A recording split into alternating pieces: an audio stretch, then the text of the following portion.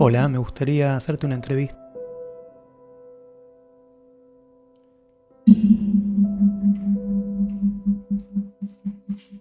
Hola, ¿cómo están?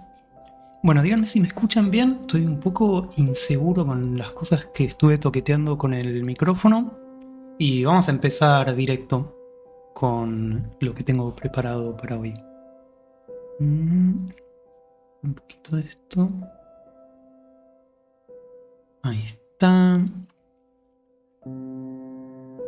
Bueno, esto es la automaestría.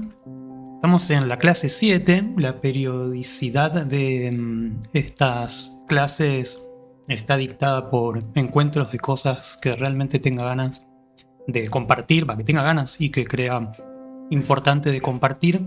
Esta clase se llama Continuación de Ideas Diversas y les adelanto que es una clase en donde voy a estar leyendo mucho de la pantalla, probablemente también lea mal.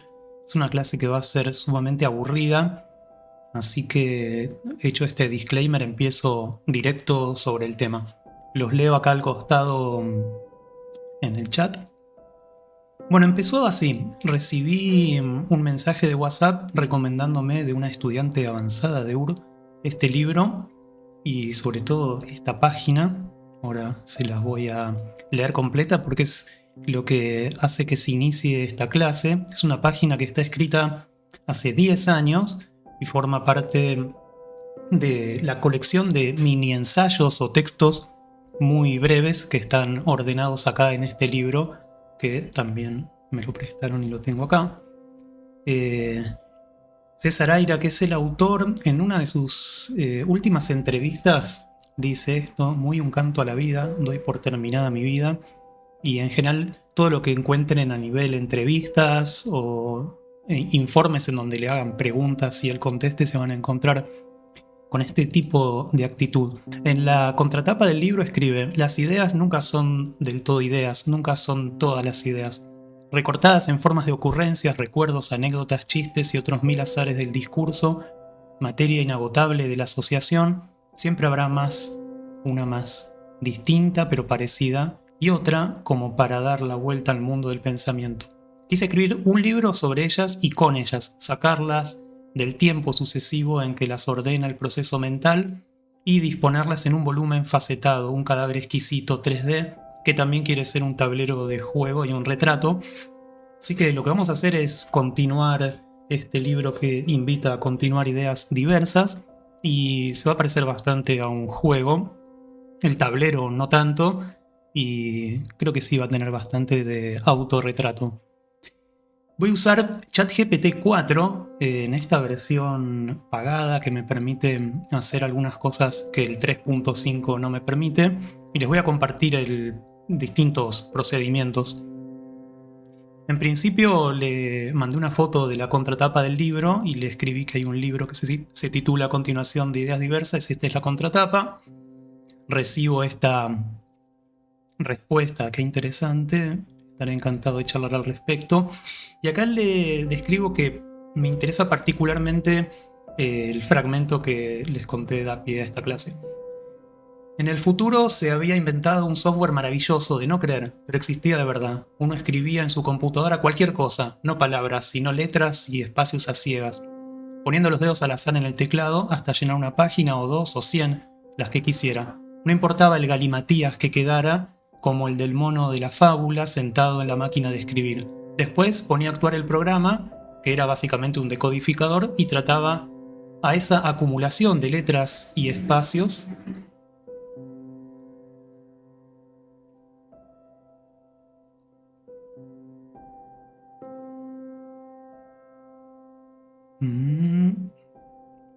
de ese... de espacios. Trataba esa acumulación de letras y espacios como un texto escrito en clave y describía esta. El desciframiento podía hacerlo el programa mismo en segundos o podía hacerlo el usuario si quería entretenerse.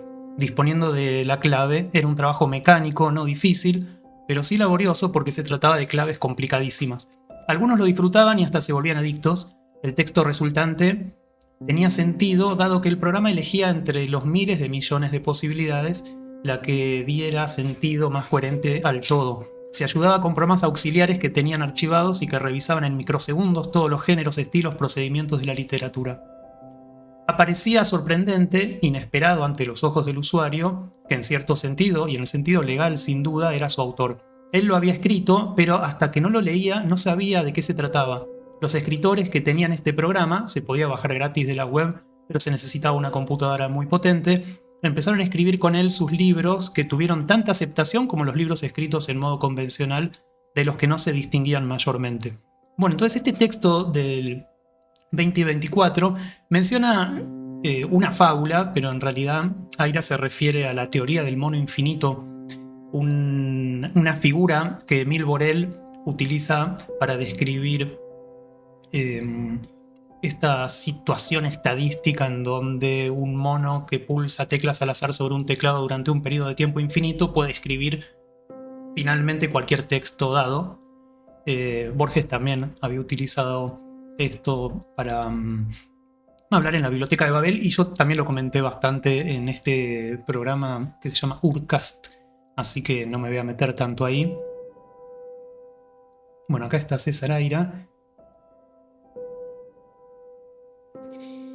Me responde ChatGPT: es un paisaje fascinante que explora la intersección de la tecnología y la creatividad literaria, refleja muy bien el estilo característico de César Aira, quien a menudo incorpora elementos del absurdo y lo fantástico.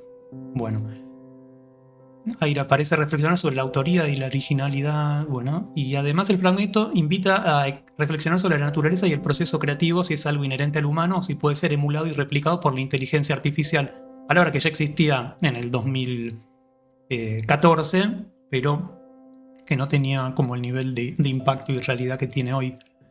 Es interesante considerar cómo esta idea resuena en nuestra época, donde la inteligencia artificial está comenzando a tener la capacidad de generar textos coherentes y creativos, y con eso podría influir en la forma en que pensamos sobre la creación de arte y literatura en el futuro. Hay una parte de ese texto que dice: no importaba el galimatías que quedara. La palabra galimatías me gusta, expresa ese, ¿no? El whatever, o la escritura de el cualquier cosa. Es una palabra que se usa para describir ese discurso o texto confuso, incomprensible, enredado, lleno de palabras. Y acá bueno, hay algunos orígenes de posibles etimologías de esta palabra, como que fue usado en el teatro francés para personajes que hablaban de forma embrollada e incoherente, pero bueno, me gustó el concepto de galimatías. Así que yo le pregunto sobre este último párrafo y le pedí que compare lo que escribe Aira en cuanto a que el texto resultante tenía sentido, dado que el programa elegía los miles de millones de posibilidades, y que lo compare con el funcionamiento de los LLM, que significa Large Language Models. Y acá me dice: el paisaje de Aira es casi profético al describir un proceso que se asemeja mucho al de los modelos de lenguaje de aprendizaje profundo, como GPT-4, que estoy utilizando para hablar contigo ahora mismo. Analizan vastas cantidades de texto y aprenden patrones de lenguaje, estilos y estructuras y narrativas de esta información cuando un usuario introduce un texto, aunque sea sin sentido. Bueno. Y acá encuentra otras analogías, como por ejemplo que decodifican textos sin sentido, entonces puede tomar entradas que a menudo son fragmentarias y carecen de coherencia y producir con eso textos comprensibles y articulados, generación de sentido a partir de múltiples posibilidades, bueno, los vastos archivos de literatura y la rapidez. Esas son como las analogías que encuentra entre lo que describió Aira y lo que es ChatGPT 4. La decodificación de textos sin sentido. Me interesó este punto, así que más allá de cómo funciona técnicamente, le pedí que directamente empiece a procesar un juego. También como antecedente podemos tomarlo de Ramón Llull y esta máquina de pensar. Lo que vamos a tratar de obtener entonces, de customizar este agente ChatGPT-4 tratando de emular esto que imaginó César Aira, es producir ideas diversas que, bueno, van a ver que no necesariamente son buenas. Así que le pido que construyamos un emulador de ese software maravilloso de Aira. Que armemos juntos un agente en ChatGPT que funcione tal como lo describe, adaptándolo del desciframiento a algún procedimiento que analice ese galimatías para luego arrojar esos textos con sentido. Necesito que empecemos haciendo una lista de las cosas que deberíamos considerar antes de empezar. Bueno, acá estoy haciendo muy básicamente una cosa que se llama prompt engineering, que es como tratar de que me vayan dando los pasos a seguir y luego ir cumpliéndolos y trabajando de manera imperativa. Así que bueno, me dice, ¿qué proyecto tan intrigante? Hay una lista de consideraciones iniciales. Primero es definir este galimatías, necesitamos establecer qué se considera una entrada aleatoria. Después vamos a tener que pensar en el procesamiento y normalización de la entrada, convertir todo en minúsculas, mayúsculas, cuál es ese mecanismo de desciframiento, la selección del contexto literario y la integración con modelos de lenguaje, interactividad y la opción de desciframiento manual. Bueno, acá se mete en especificaciones, incluso hasta pensar cuál sería la interfaz del usuario. Y los aspectos legales y éticos. Y esto que es la iteración y el aprendizaje, si nos interesa que se transforme en una especie de situación dialogada esta máquina de generar textos. Pruebas y retroalimentación, estos son los pasos. Así que, bueno, le contesté algunos de los puntos. Primero, lo de la definición del galimatías y procesamientos, le dije que es ese tipeado de palabras, sino letras y espacios a ciegas, poniendo los dedos al azar. Sería bueno que cuentes esos caracteres de input para que el output del texto descifrado tenga la misma cantidad de caracteres. Y en cuanto al punto 3, el mecanismo de desciframiento podría partir de encontrar en el caos de esos caracteres algunos anagramas o permutaciones, equivalencias matemáticas en diversos idiomas o algún procedimiento al azar que sirva como semilla para producir un texto resultante. Bueno, después van a ver ahora, a continuación, que la parte de contar los caracteres, que parecería la más simple, es la que más problemas trae a este software. Bueno, entonces acá me responde a esto mismo. Para el paso siguiente deberíamos considerar cómo implementar estas ideas en un prototipo. Bueno, para el punto 4, sobre el tema del contexto literario, se me ocurrió hacer una lista muy exhaustiva, pero que la genere, de 200 géneros, 200 estilos y 200 temas, y que arme un TXT con eso, tipo 3 columnas, y que vaya eligiendo un género, un estilo y un tema para luego ejecutar un texto. Así que se va como a armar esta combinatoria de géneros, estilos y temas. Así que para armar esta lista, dice géneros literarios, pueden incluir poesía, teatro, estilos, minimalista, barroco, stream of consciousness, niveles de lenguaje coloquial formal, y para temas, amor, guerra, búsqueda de identidad y eso. Así que, dado la implementación va más allá de nuestras capacidades, acá empiezan también a poner unas excusas que después van a generar como problemas.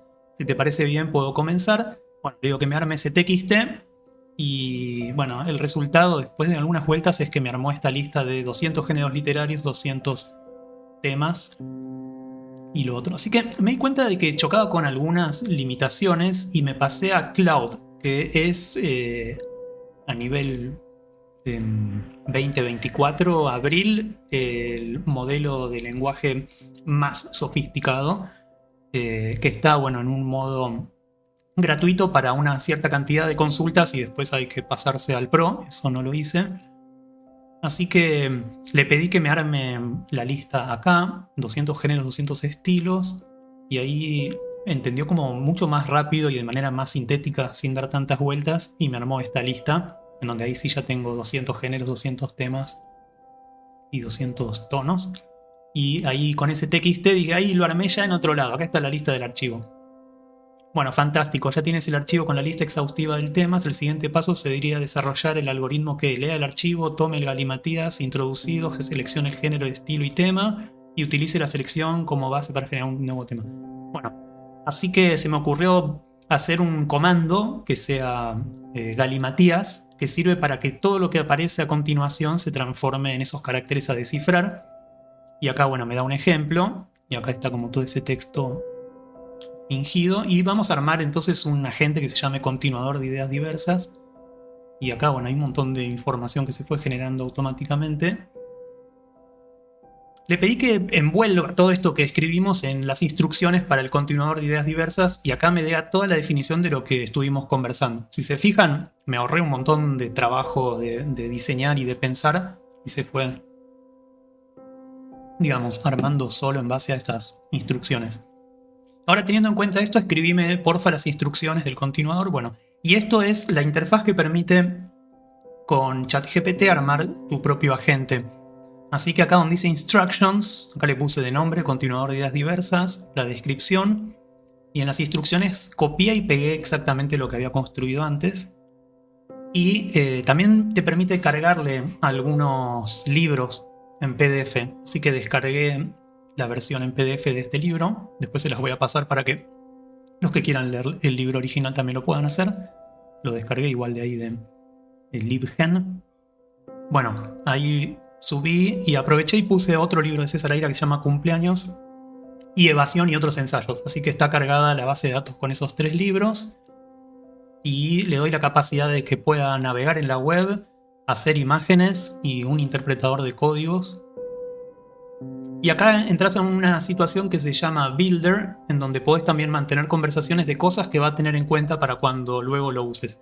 Cada vez que haces una conversación nueva, se olvida lo que estuviste charlando, si la cerrás y la volvés a abrir, pero todo lo que está en el ámbito del create sí se mantiene. Así que le escribí que quiero que leas estos textos de Aira y que en adelante intentes comportarte simulando su manera de escribir, pensar, etc.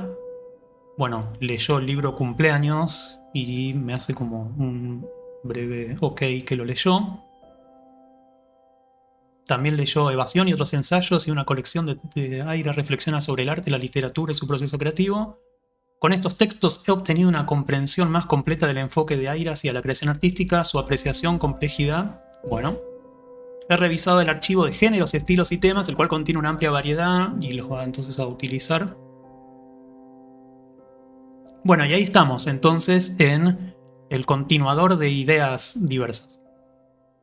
Esto que ven acá aparece solo, medio automáticamente, son como consignas y sugerencias para empezar a utilizarlo. Vamos bien, ¿no? Bueno, cualquier cosa me dicen. Bueno, escribí el primero. Puse el comando galimatías y después empecé a hacer así arriba del teclado y surgió este conjunto de caracteres. Bueno, lo primero fue como un error. Y después de intentarlo otra vez me dijo: tu galimatías ha desencadenado una serie de transformaciones y revelaciones dirigiéndonos a explorar un género literario, un estilo, un tema. La combinación que armó es novela, realismo y soledad. Ahora permitidme presentar una narrativa que emerge del caos inicial. Y le puso de nombre La soledad de los números primos. En una ciudad donde las calles no tienen nombre y los relojes se detienen a capricho, vive un hombre cuya vida es un reflejo de la soledad absoluta. Su nombre es Ignacio, un matemático que ha dedicado su existencia al estudio de los números primos, esos seres solitarios que solo son divisibles entre sí mismos y la unidad. Ignacio trabaja en una universidad que parece abandonada, donde los pasillos resuenan con el eco de sus propios pasos, las aulas están llenas de sillas vacías, cada día se sumerge en la inmensidad de los números buscando patrones y secretos en la infinitud informática, pero su corazón guarda un vacío igualmente infinito. Bueno, ahí le di un feedback. Le pongo que es necesario que lea bien las instrucciones. Es importante que el texto producido tenga la misma cantidad de caracteres que el galimatías. Además, el texto tiene que ser algo en sí mismo, no el argumento para una novela. Escribime estas importantes observaciones de manera tal que pueda incluir las instrucciones para evitar futuros errores como estos. Así que bueno, ya empecé medio retándolo. Cuando transformes un galimatías en texto literario coherente, ten en cuenta estas importantes directrices. Bueno, acá esto es medio la clave, ¿no? Como que esa cosa que vos escribas, si escribís mucho, el texto es más largo, poco. Bueno, es largo como una parte que me parecía como la más simple y van a ver que resultó la más compleja. Siguiendo estas directrices se busca preservar la esencia del proyecto literario inspirado en la idea de transformar. Bueno, ahí está terminando de armarlo. le doy un nuevo galimatías. Ahí ya algo cambió, como que entra dentro de este analizador de código que tardó como bastante tiempo y me parece que es el proceso de contar los caracteres. Y el resultado fue: en un jardín olvidado donde el tiempo se esconde bajo hojas de otoño vive una flor única. Solitaria en su esplendor desafía la inmensidad del olvido, susurrando secretos al viento. Cada pétalo un verso, su aroma un recuerdo persistente de primaveras pasadas.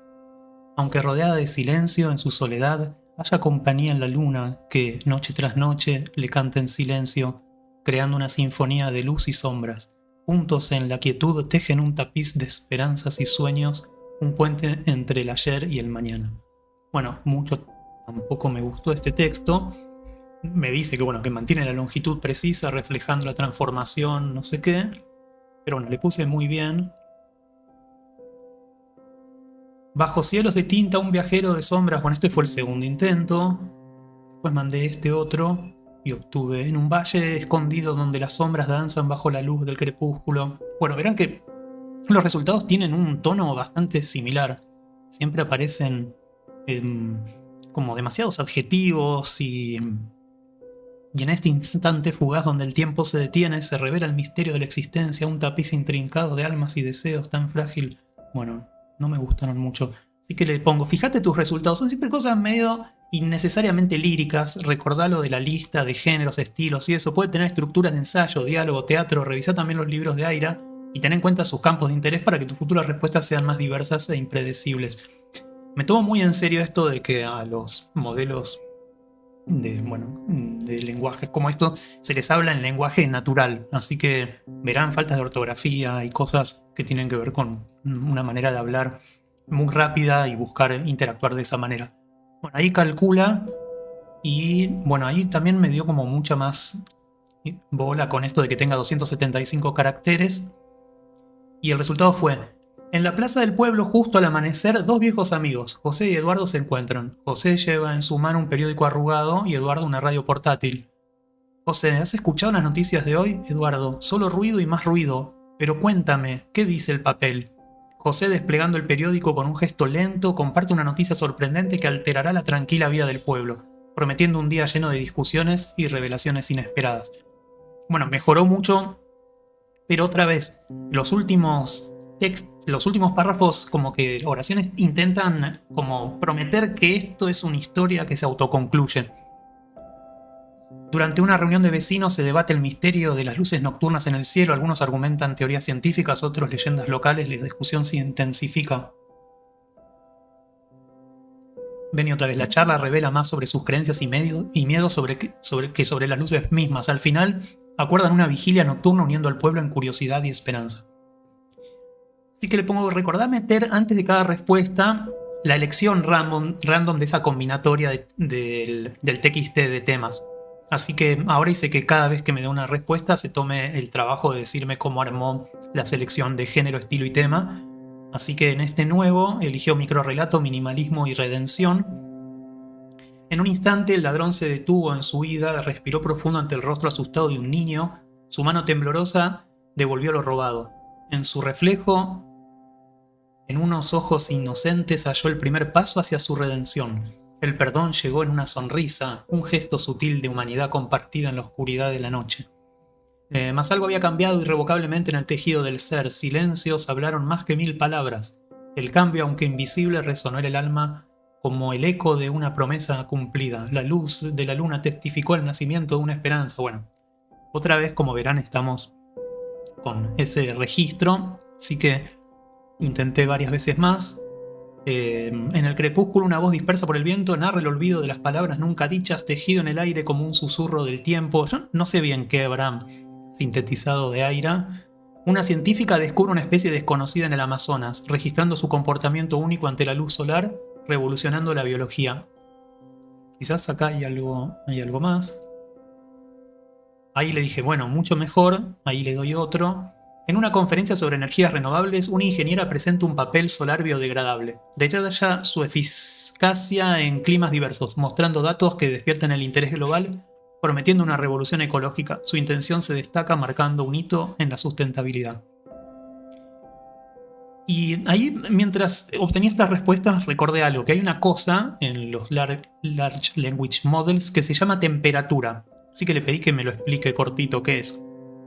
Me apareció un diagrama como esto, que el control de temperatura de un LLM va como de más creativo y más randómico a más determinista y repetitivo. Así que le pedí que armemos... Bueno, acá me lo desarrollo un poco más, permite equilibrar entre la coherencia y la innovación en las respuestas generadas por el modelo. Y algo surge en la medida en que aumentamos la temperatura y es la ocurrencia de las habilidades emergentes. A veces los modelos grandes experimentan un cambio de fase discontinuo en el que el modelo adquiere repentinamente habilidades sustanciales que no se ven en modelos más pequeños. Esto se conoce como las habilidades emergentes y han sido objeto de estudios. Los investigadores señalan que tales habilidades no se pueden predecir, simplemente aparecen. Estas habilidades se descubren en lugar de programarse o diseñarse. Y muchas veces aparecen una vez que ya el modelo está público, o sea que empieza a tener como esas consecuencias no controladas.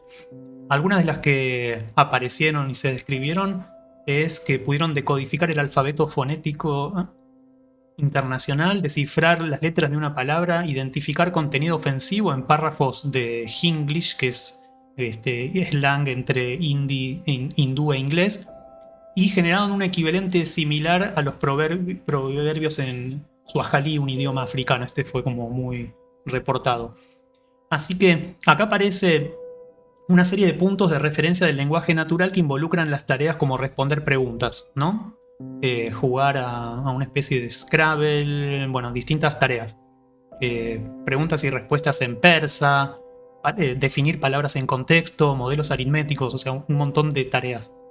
Los modelos no se desempeñan mejor que el azar hasta que alcanzan una cierta escala, y en ese caso medida por un cómputo de entrenamiento, momento en el cual su rendimiento aumenta considerablemente. Estos son los ejemplos de habilidades emergentes. O sea que lo que tenemos acá es cómo es el comportamiento de algo que da respuestas random, o sea que se mantiene siempre casi en cero, y los modelos empiezan acá hasta que hacen un despegue, y una vez que despegan con todo. Pero con algunas tareas tienen sus altos y bajos. Incluso acá empeoran los resultados del random, o por lo menos es lo que entiendo. Hay algo que es increíble, ¿no? Que es cómo empiezan a ocurrir estas palabras que dentro del contexto de la inteligencia artificial tienen sentidos particulares. Por ejemplo, el de perplejidad, que es la medida en la que se mide cuán bien un modelo es capaz de predecir en el contexto de determinados datasets. O sea que esta es la fórmula perplejidad. O sea, más allá de lo que signifique, es esta capacidad medible de perplejidad en donde, por ejemplo, vemos cómo se va armando una oración y acaban ocurriendo todas estas lógicas combinatorias. Así que hay algo así como la búsqueda de la perplejidad, ¿no? Si pensamos en este intento de generar literatura con estas herramientas, lo que más estamos buscando, o por lo menos en esta clase, es este nacimiento de la originalidad. Por lo tanto, necesitamos mucha temperatura y mucha perplejidad. Así que vamos a implementar un comando para regular la temperatura que se llame tempx, en donde como referencia a la última respuesta que me diste sea temp 0. Y si pongo temperatura 10 va a ser menos probable, azarosa, caótica, y si pongo menos 10 que sea muy básica y previsible, etc. O sea que tomé como referencia que ahora estamos en la temperatura 0 y que se puede ser como más básica o volverse más azarosa y caótica. Así que le pedí que me defina un poco esta escala. Acá me inclinaría más a las respuestas más creativas, divergentes, experimentales, podría tener ideas más novedosas. Y menos 10... miren cómo lo resolvió. Significaría optar por las respuestas extremadamente seguras, directas y posiblemente más convencionales o predecibles. Así que bueno, le pedí de vuelta que me haga ese galimatías anterior y salió: en el laboratorio de mañana una danza de algoritmos despierta la primera conciencia artificial en una máquina de té. Sorprendida narra sus sueños digitales en un lenguaje de burbujas y vapor, cuestionando la naturaleza de la existencia mientras prepara el té perfecto. Cada sorbo una pregunta, cada pausa una reflexión sobre el ser. Alrededor científicos y filósofos debaten maravillados la posibilidad de una sabiduría más allá de la carne y el silicio. Bueno, acá tenemos una temperatura 10. Siguiendo la directriz de la temperatura 8, perdón, menos 8, para crear una respuesta más predecible y menos acerosa, aquí tienes una versión. Bueno, en un jardín tranquilo, un gato duerme bajo la sombra de un árbol. Las hojas susurran con la brisa mientras el sol brilla en un cielo claro. Todo está en calma y el tiempo parece detenerse. Este es un momento de paz, sin complicaciones ni sorpresas, reflejando la simplicidad de la vida. Bueno, ahora voy con un menos 10. Acá le escribo todo el galimatías. Y acá, bueno, pasa algo que es que por más de que tengas la versión paga, hay un momento en donde se te agotan y tenés que esperar 3 horas. Así que, bueno, me metí de vuelta en esta versión gratuita de Cloud, que está hecha por esta empresa que se llama Anthropic. Son estos dos hermanos, Daniela y Darío Amodei, que trabajaban antes en OpenAI, o sea, en ChatGPT, en la empresa que tiene ChatGPT, y se separaron y ahora son el principal competidor tras recibir 1.300 millones de Amazon. A veces está bueno, ¿no? Como ponerles caras a las personas que están atrás de estas cosas. Ellos mismos, bueno, tienen esta visión de haber construido esto, no tanto en base como a un poder económico, una gran inversión, sino a, bueno, una gran habilidad científica. Y miren esto. Los temores acerca de las capacidades impredecibles, y esto lo dice Deep Gaugli, que es alguien que también trabaja en Anthropic. Acá está él. Bueno, no importa, me metí y le copié y le pegué todas las instrucciones que desarrollamos para el continuador de ideas que hicimos en ChatGPT y las pegamos en esta conversación de Claude. Y como que parece entenderlo. A partir de ahora estoy emocionado de transformar tus secuencias aleatorias de teclas, así que directamente ya sabe todos estos comandos. Puse galimatías en temperatura 4 y todo esto. Comenzaré interpretando tu secuencia a través del lente de temperatura 4, permitiendo que mi creatividad fluya libremente mientras intento, bueno. Bajo nubes insondables, un window unicornio erraba sin rumbo, nublando su mente con un vino dulce. En un claro encontró una flor, hija del bosque, bella y etérea. La unicornio percibió un flechazo dentro de su corazón herido por las viejas historias. Debemos huir juntas, lejos de este mundo enfermo, musitó. La flor aceptó sin chistar, unidos recorrieron senderos cubiertos de hielo hollando fuegos extraviados. Pronto arribaron a un valle escondido donde habitaban huérfanos de la humanidad. Contemplad vuestro augurio, proclamaron los dos extraños. La tierra comprendió su melodía, una nueva vida repleta. Bueno, nada, este resultado. Subí la temperatura a 100. Antes había puesto que era del 1 al 10, pero me dijo, aquí va mi interpretación más arriesgada y experimental de tu secuencia de galimatías. Y bienvenidos al nuevo umbral donde las huellas inmortales nacen, deambulan, nunca nos ubicarán incógnitas. Bueno, y acá hay algo. No sé si comparten mi gusto, pero miren cómo enseguida el texto empieza a mutar de idioma y a inventar palabras que son muy útiles. Por ejemplo, whatsoevers, Wovernias, hibridan estampas eventualmente, fosilizando. De hecho, están directamente todas en mayúscula. Pero cada tanto vuelve a armar. Ultra White Beam eterniza horror hiperbólico empleando flora usurpadora. Bueno. Y le puse menos 100. Y el mismo galimatías y me pone: no puedo generar un texto coherente a partir de esa secuencia aleatoria sin sentido. Y al principio pensé que era un error, pero quizás es la propia interpretación de un menos 100.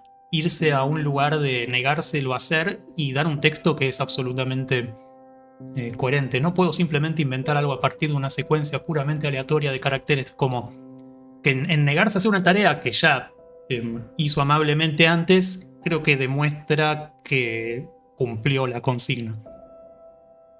Con Claude pasan cosas mucho más interesantes, verán, que con ChatGPT. Así que bueno, intenté de vuelta ahora sí con menos 10, y con menos 10 sí me lo afirma. Se da cuenta del juicio severo, no se encuentra dispuesto a unirse nuevamente, usó 9 fuentes diferentes para investigar la verdad. Resultó ser un esfuerzo en vano, no había evidencia sustancial para respaldar sus acusaciones. El juez ordenó liberar al acusado inmediatamente. Aunque se sintió aliviado, también experimentó frustración por el tiempo y el dinero perdidos. Bueno, esto me encantó, sobre todo porque el texto parece ser como algo que venía empezado y continuado. y ahí encuentro ese valor de aleatoriedad que estoy buscando. Así que bueno, hice una última prueba de poner la temperatura como en un 100 billones y acá empieza a ver también este resultado.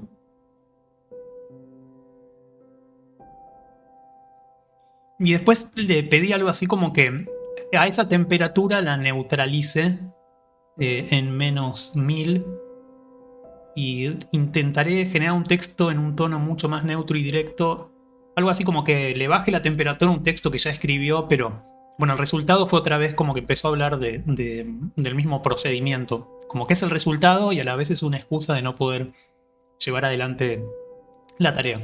Bueno, esto que ven acá es un ranking de distintos agentes. Y acá están los nombres. Claude es el que usamos recién y el ChatGPT 4 que estábamos usando nosotros estará por acá. Estos son unas versiones medio demo y lo que hacen es ordenarse según experiencias que hayan tenido distintas personas que los probaron. Y la interfaz para hacer esta especie de arena o sala de combate es tener dividido en dos pantallas y poder escribir un mismo prompt y que lo respondan dos agentes diferentes. Así que otra vez le pedí que sea el continuador de ideas con todas las instrucciones que ya les había mostrado antes. Y el resultado entonces es que me responde el modelo A y el modelo B. Y el primero me dice, entendido, como asistente de inteligencia artificial no tengo capacidad de generar texto de forma autónoma. Bueno, como que también medio que se niega. Me interesa comprender mejor los procesos. Y este también da como algunas excusas. Entendido, aunque actualmente no tengo la capacidad de ajustar dinámicamente mi comportamiento pasado en comandos. Bueno, se niega un poco también a hacerlo. Y ahí le pongo el galimatías y este me da como unas disculpas. Y el segundo también. Lo siento, no puedo. Entonces hay un botón abajo que te permite decir el de la izquierda fue mejor, el de la derecha fue mejor, empataron o los dos fueron malos, así que ahí apreté este botón. Y después te revela quiénes fueron los que te dieron el resultado. En el caso de este fue Cloud, pero en la versión 2, y el otro uno que se llama Qwen 1.5 Chat.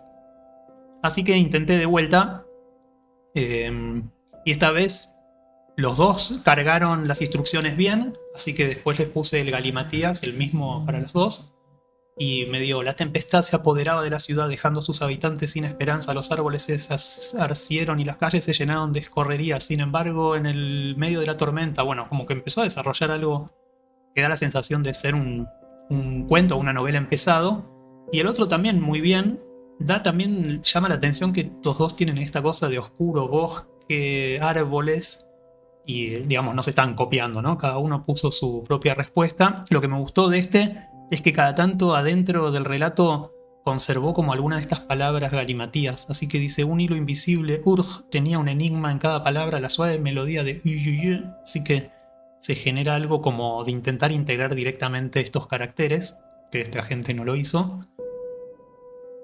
Bueno, acá le mandé algunos detalles más de los comandos y bueno, este entendió perfectamente, este también. Tiré otro galimatías y acá le pedí que preste atención a la cantidad de caracteres, que es este problema y que persigue. Y este entendió perfecto. En un tranquilo pueblo, un joven llamado Huishin descubre un antiguo libro que contiene secretos místicos. Intrigado, se embarca en un viaje para desentrañar sus misterios en su travesía. Bueno, lo que seguramente están notando es que la mayoría de los relatos como que guardaran conciencia de que lo que estoy haciendo es algo que está escrito en clave, entonces siempre aparecen libros, misterios, desciframientos, como si no pudiera alejarse del todo de la consigna que le estoy dando y la creatividad a la hora de ser independiente de esa consigna. Y este, bueno, directamente también escribió un mini cuento. Así que una vez que los voté que este era mejor, me dice que efectivamente este está hecho con Cloud 3 Opus, esto es lo más avanzado que hay, y el otro con uno que se llama Starling Beta, que también resultó como muy bueno. Así que bueno, acá como verán es este Cloud 3 Opus el que va ganando.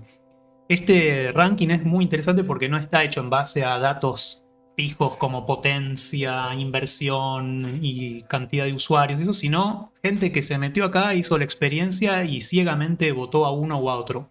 Así que es un muestreo que tiene esa relevancia. Acá se puede ver, ¿no? Como esta cosa de cómo se mide realmente en tokens y en cantidad. Y sí, la versión de el Cloud 3 está acá y Cloud versión Opus está acá. Cuando uno entra gratis puede usar este y bueno, pagando esto. O sea que tuvimos el privilegio de gratis usar Cloud 3 porque entramos adentro de este arena. Pero así que bueno, lo que vieron recién es la respuesta del más avanzado hasta el día de hoy. Hablando de eso, también esta clase que están viendo tiene un valor, digamos, hasta, no sé, medio antropológico. Yo creo que el mes que viene, o no sé, la semana que viene, muchas de las cosas que estoy hablando acá van a parecer como muy primitivas, ¿no? Por avances particulares de todas estas cosas que les estoy mostrando.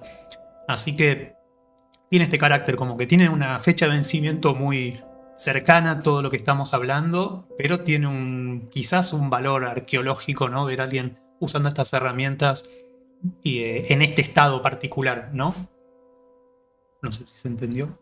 Bueno, acá podemos ver cómo los compara en distintas tareas. Esto es undergrad level knowledge, o sea, conocimiento de alguien de secundaria tiene un 86% de posibilidad de pasar las pruebas, venir a hacer las pruebas que te toman en el secundario. Esto es graduado, sería el equivalente a pruebas, digamos, de graduación. Esto es matemática de primer grado de la primaria. Miren, ya llegó al 95%. Bueno, código, razonar textos, mixed evaluation, preguntas y respuestas está muy alto. Y lo que más alto está es este, ¿no? 90 y common knowledge, que vendría a ser como con cultura general, ¿no? Así que bueno, ahí tenemos también la comparación con GPT-4, que es el que estamos usando también, y el salto que hay, ven que es como muy cortito, pero en este punto 4, nada, como que le gana, muy cerca, pero en algunos aspectos más o menos. Seguí hablando, aprovechando que te queda abierta. Una vez que descubriste qué agente es cada uno, te deja seguir hablando. Así que le dije, los textos que me das como resultado parecen escritos como los que contaba Vladimir Prop en el libro ese de las morfologías de los cuentos. Es un libro que conocí por una materia que se llama Morfologías Audiovisuales o algo así cuando estudiaba diseño de imagen y sonido. Y bueno, es el libro que hace Vladimir Prop, estructuralista, acerca de esas repeticiones en los cuentos de hadas rusos, pero que después se aplican a casi todos los cuentos folclóricos. Bueno, igual, ¿para qué lo explica? Acá lo dice. Tienes razón, el texto resultante sigue la estructura narrativa típica que Vladimir Prop identificó en su análisis de los cuentos populares rusos. Prop descubrió que muchos cuentos seguían un patrón común con elementos como un héroe, un villano y un objeto. Bueno. Así que le pedí que el resultado en adelante tenga como esa estructura y blanquearla. Así que en un universo fracturado, un explorador cuántico navega por realidades alternativas. En su última misión descubre un artefacto enigmático llamado Frisnu que altera la trama del espacio-tiempo y debe desentrañar los secretos. Bueno, y otra vez incluso hasta aparece como medio, como si fuera un teaser, ¿no? ¿Podrá restaurar el equilibrio cósmico? Sucumbirá.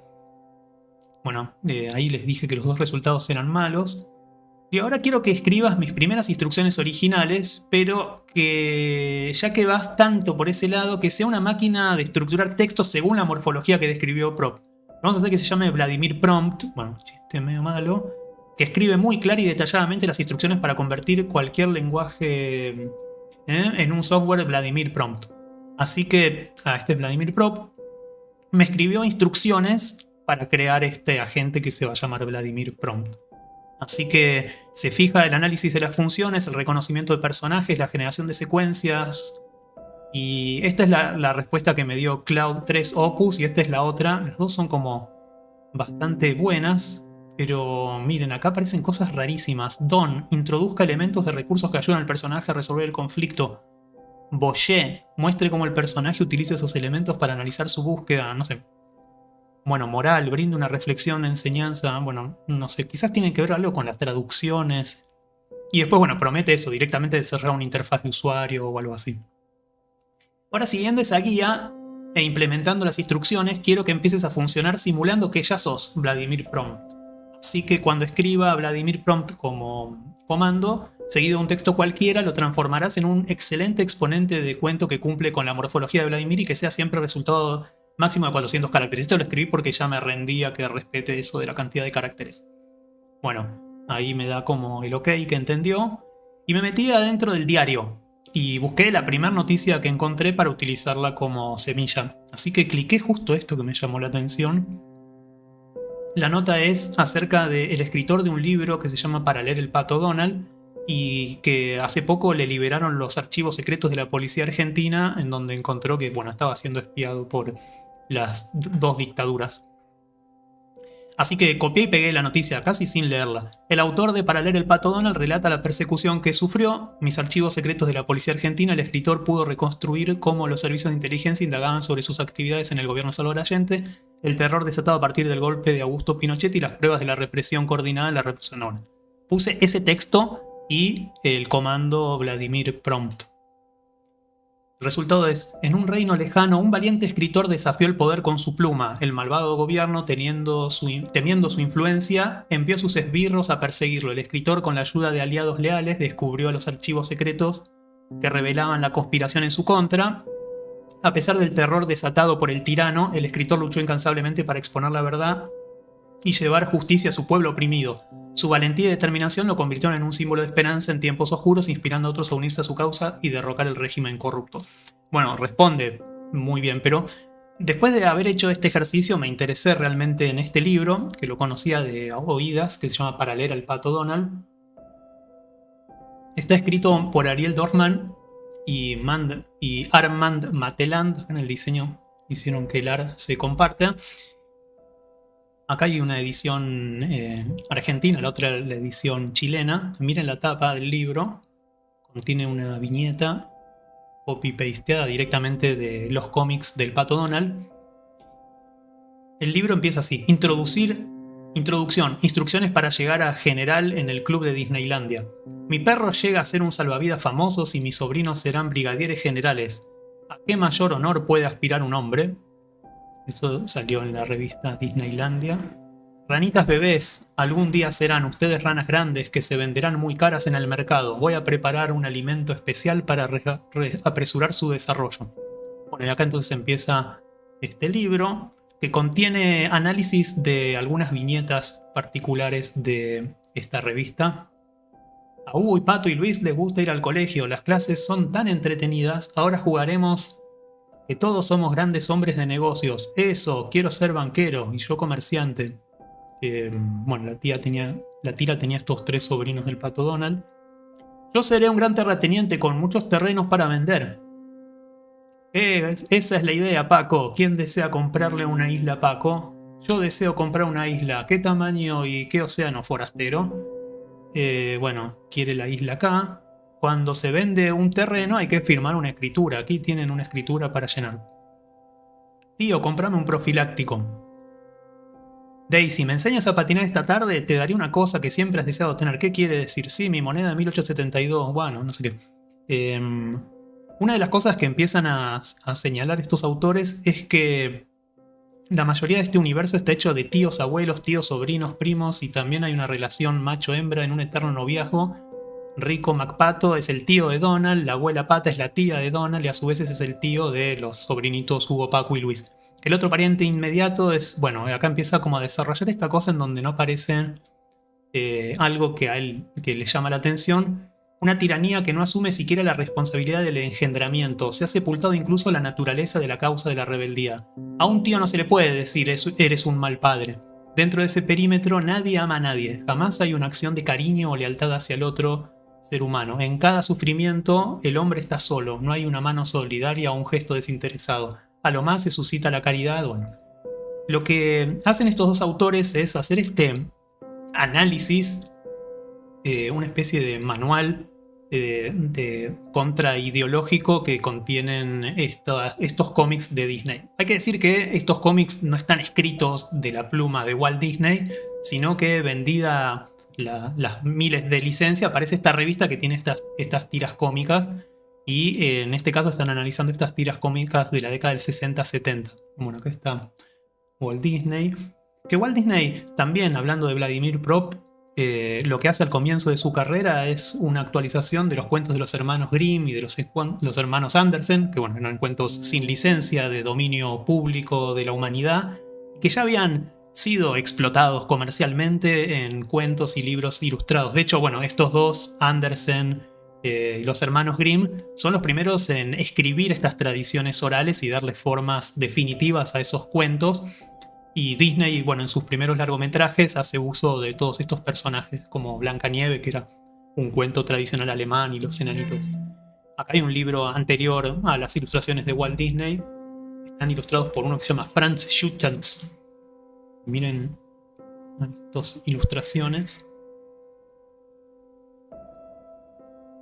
Bueno, ahí tenemos entonces esta iconografía de los cuentos europeos y asiáticos, en donde animales forman estos personajes arquetípicos y ponen en pie fábulas que tienen estos motivos educativos y pedagógicos. Miren el primer número del cómic del Pato Donald. Bueno, se encuentran a... Estos son los sobrinos de Mickey, otra vez esta cosa de que no hay padres e hijos, sino sobrinos. Y lo ven y le dicen, queremos ir a nadar. Y él le dice, no, de ninguna manera. Y los primos le contestan, dale, no seas un sisi. Que es una palabra, bueno, hoy súper ofensiva, quizás en ese contexto no. Donald necesita rápidamente la brújula. Les regalaré el aparato a la condición de que me enseñen a la población alguna costumbre útil. Les enseñaremos a cuadrarse ante sus gobernantes. Acá vemos otro análisis que ellos hacen, hoy lo llamaríamos de colonialismo, que es esta insistencia del Pato Donald y sus sobrinos de visitar distintos tiempos y distintos territorios y siempre sacar algún tipo de provecho de ese intercambio cultural. Así que acá vemos en este caso otro cómic. Le haré escuchar mi estación de frecuencia modulada. Acá vemos un podcast, el Pato Donald, GG. Más de una manera de hacer trabajar a una mujer. Hola a todas las mujeres navegantes, bienvenidas a los consejos de belleza del Capitán Araya. ¿Consejos de belleza? Jijiji, qué encanto. Otra viñeta, así terminaba una historia. Mejor para nosotros, tío Donald ha tenido siempre complejo de rey, solo que ahora nos conviene. ¡Vivan las monedas del rey! Monedas con mi efigie, qué mejor recuerdo de viaje. Bueno, y entonces vemos cómo funcionaban estas historietas. Del niño al buen salvaje, Gu, palabras del abominable hombre de las nieves en Tío Rico. Bueno, como verán, es un libro muy genial. Ellos mismos se proponen, lo dice el prólogo de Schmuckler, y ellos, bueno, en entrevistas posteriores, que querían escribir este libro de análisis sociológico, antropológico, con un lenguaje como muy llano y muy directo, que no quede cerrado dentro de los círculos académicos. Bueno, y realmente es lo que les costó casi la vida y la persecución y el exilio, la popularidad de este libro. Cuentan que salían a manifestarse los chilenos, que uno casi lo atropella con un auto diciendo no te metas con el Pato Donald. Y incluso en los foros de pensamiento como más elevado, el ataque a este libro tenía que ver con que los cuentos y estos personajes surgen como la naturaleza y que no están teñidos de ideologías, sino que naturalmente ponen en juego los comportamientos humanos y lo cristalizan como si fueran parte de la naturaleza, y que el Pato Donald es una emergencia de la naturaleza. Miren esta viñeta. Son unos hombrecitos muy simpáticos. Cuidado, chicos, no pueden tocar un pigmeo. Se ponen furiosos. Sus diminutas lanzas parecen ser muy filudas. Tal vez el jefe le agrade ver nuestra... Bueno, no sé qué. Otra vez acá le está viendo el Pato Donald de venderle algo. Y vemos esta representación de estos pueblos originarios, no sé, africanos. Esta tesis tendería a ser exhaustiva si esos lugares hacia los cuales se aventuran nuestros héroes estuvieran abandonados y deshabitados, en cuyo caso la relación sería entre el hombre y la materia inorgánica, la naturaleza pura e incontaminada. Al no haber nativos, se imposibilitaría cualquier relación humana diferente a la que ya hemos analizado en el capítulo anterior. Pero no es el caso. Tomemos un índice. Sobre la totalidad de 100 revistas que constituían nuestro material de estudio, 47 de las páginas estaban dedicadas a historietas donde los protagonistas debían enfrentar a seres de otros continentes o razas. Si se agregan las historietas que juegan con la ficción extraterrestre, se superaría ampliamente el 50%. Bueno, y acá es buenísimo, hacen toda una estadística, toman muy en serio este estudio de cómo leer al Pato Donald en esta clave, hoy diríamos post-colonialista, post-capitalista. Y miren, acá está toda la estrategia contra quienes se enfrentan, porque generalmente son estas historias de tensión los personajes de la revista del Pato Donald. Así al niño lector se le abren dos alternativas, dos proyectos de infancia en que modelar su comportamiento. Puede elegir imitar a los sobrinos y a otros pequeños y astutos, elegir las artimañas y por lo tanto vencer adultamente, ganar la competencia, salir primeros, obtener recompensas, escalar, o bien pueden seguir al niño o en salvaje que jamás se mueve ni gana nada. El único camino para emerger de la puerilidad es el camino que el adulto ha trazado, disfrazándolo de inocencia y de naturalidad. Es un camino normal, mi hijo. Justo con el tema del consumo cultural infantil, llegué a esto, un video de esta persona que se llama Mauro Stendel, que tiene un video reaccionando y defendiéndose de un video que lo denuncia como un estafador de pibardo con cursos.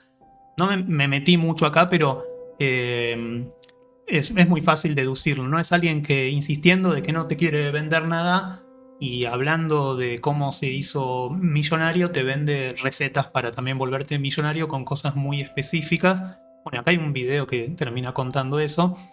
Y bueno, acá dice, muchos amigos me pidieron que reaccione a este video, que es el video que lo usan para denunciarlo. Me da gracia como todo el video no explico cómo funciona la estafa. O sea, como que se defiende diciendo que en el video no explican cómo funciona la estafa. Pero bueno, sí explican cómo funciona la estafa y aprovecha acá mismo para venderlo. Si querés aprender cómo vender en Amazon desde Argentina o cualquier parte del mundo, anotate este link. Miren la cantidad de visualizaciones. Y si hiciéramos también un estudio demográfico, nos daríamos cuenta que son los mismos niños que estaban leyendo El Pato Donald en la década del 70 y ahora consumen estas cosas. Y otra vez, mi nombre es Mauro Stendel, también me conocen como Istau Maurito. A los 17 años volé hacia Israel con el sueño de ser parte, bueno, es su historia personal y esta cosa de con una inversión inicial de $500, que es lo mismo que lo que sale en sus cursos, te los da, bueno, al final sí me termino investigando un poco, entras acá y la única opción que hay de contactarte es un grupo de WhatsApp en donde una vez que entras hay toda una coerción o una persuasión para que te anotes a unos grupos y con una inversión inicial lo que recibís es capacitación. Así que está como, bueno, esto que se lo reconoce como una estafa. Y los comentarios seguramente están como bastante editados. Leí el ebook, ahora me anoté a la clase del 1 de abril, sigo interiorizándome en el tema, la verdad un lujo, Mauro, te banco bastante eso y me encanta el bastante que usan mucho los jóvenes, porque no es mucho, es bastante. Me gustó bastante, a veces me dicen de algunas clases, y me parece que es poco, pero me gustó bastante, es bueno. Es lamentable que gente envidiosa y resentida que hay, bueno, para mí, cuando alguien vende el negocio con el que le fue bien es porque está agotado o en baja. Obviamente Mauri se dedica a otra cosa y vende un negocio agotado. Para mí es lógica, bueno, acá hay alguien que sospecha. Se puede lavar guita diciendo que vendés cursos que realmente no se venden, esa sería una forma de blanquear guita. Bueno, ahí ya empiezan como las suspicacias y acá, bueno, pueden ver eso, ¿no? Estamos hablando de eso, de consumos infantiles. Y esto, bueno, él mismo analizando el video hay denuncias terribles. Mi hermano está atrapado en una estafa y no escucha a nadie. Bueno, acá cuenta esa historia y él mismo, que es el acusado, se defiende o sobre todo como reacciona. Volviendo al Pato Donald, miren esta viñeta. Ahí va un grupo sediento. Ah, gente, tiren sus estandartes y tomen limonada gratis. Algo que también podemos entender, ¿no? Como crítica contemporánea. Todas estas colas no son una manifestación, sino estas personas que están haciendo cola para escanearse la retina en este proyecto que se llama WorldCoin. Y la gracia es como que en vez de darte por intercambio de escanearte la retina, el token, o sea, esa plata, en criptoplata, creo, no sé bien cómo es, pero que te dan efectivo porque te van cobrando como una comisión. Así que la gente, estos proveedores de eso, bueno, pero tampoco quiero hablar mucho porque hasta hay como una mafia alrededor y es peligroso y acá están todos los puntos. Este es el sitio internacional y es real este intento de tener una ID 2.0, una especie de pasaporte mundial basado en ese dato único que es el de tu retina. Así que el proyecto internacional es esta esfera que funciona como para captar tus datos biométricos y te ofrecen ser como eso, bueno, un sistema así piramidal. Los robots desactivados ya no sirven para nada, pueden ponerse uno en cada esquina de la ciudad. Bueno, acá termina una tira cómica en donde el Pato Donald había llenado de robots inteligentes y en un momento se terminan frizando y se transforman en monumentos a sí mismo.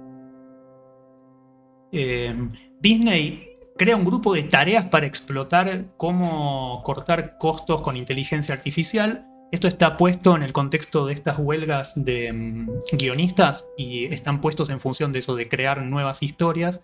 Acá hay, bueno, hay un blog quizás medio tendencioso, en donde, bueno, es real que Disney está utilizando inteligencia artificial para escribir películas, y quizás medio parodiando, arman una captura de ChatGPT que dicen: escribí un guión para una nueva película de Disney, mejor que Frozen, pero estate seguro de que tengo una mirada progresista.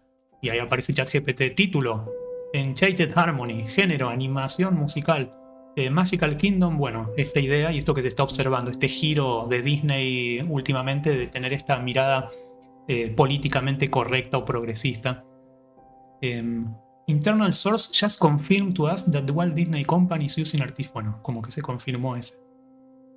Y aparece esto, ¿no? Una especie de triunfo que dicen que tuvieron los guionistas de Hollywood, que muy preocupados por la sustitución de su trabajo, no solamente por la inteligencia artificial, sino en general por las propias lógicas de cómo tienen que funcionar los productos audiovisuales. Bueno, triunfaron porque lograron como algunas legislaciones con respecto al uso de la inteligencia artificial. Leyendo la nota no entendí mucho qué era, pero es algo así como que los propios guionistas son los que van a utilizar estas herramientas de inteligencia artificial, entonces van a ser los mediadores entre estas tecnologías, su creatividad y finalmente los estudios. Volviendo entonces a este agente que se llama Vladimir Prompt, quiero que leas el libro entero y que crees las instrucciones. Bueno, acá lo intenté hacer de vuelta, en serio. Inventa una imagen también para el builder y ahí lo creó. Digo, podemos generar una funcionalidad más, que es que genere un prompt que capture alguna escena particular del relato y que la describa con gran nivel de detalle visual para que el generador de imágenes ilustre el cuento. Como que le agregué que además de hacer el cuento me genera un prompt.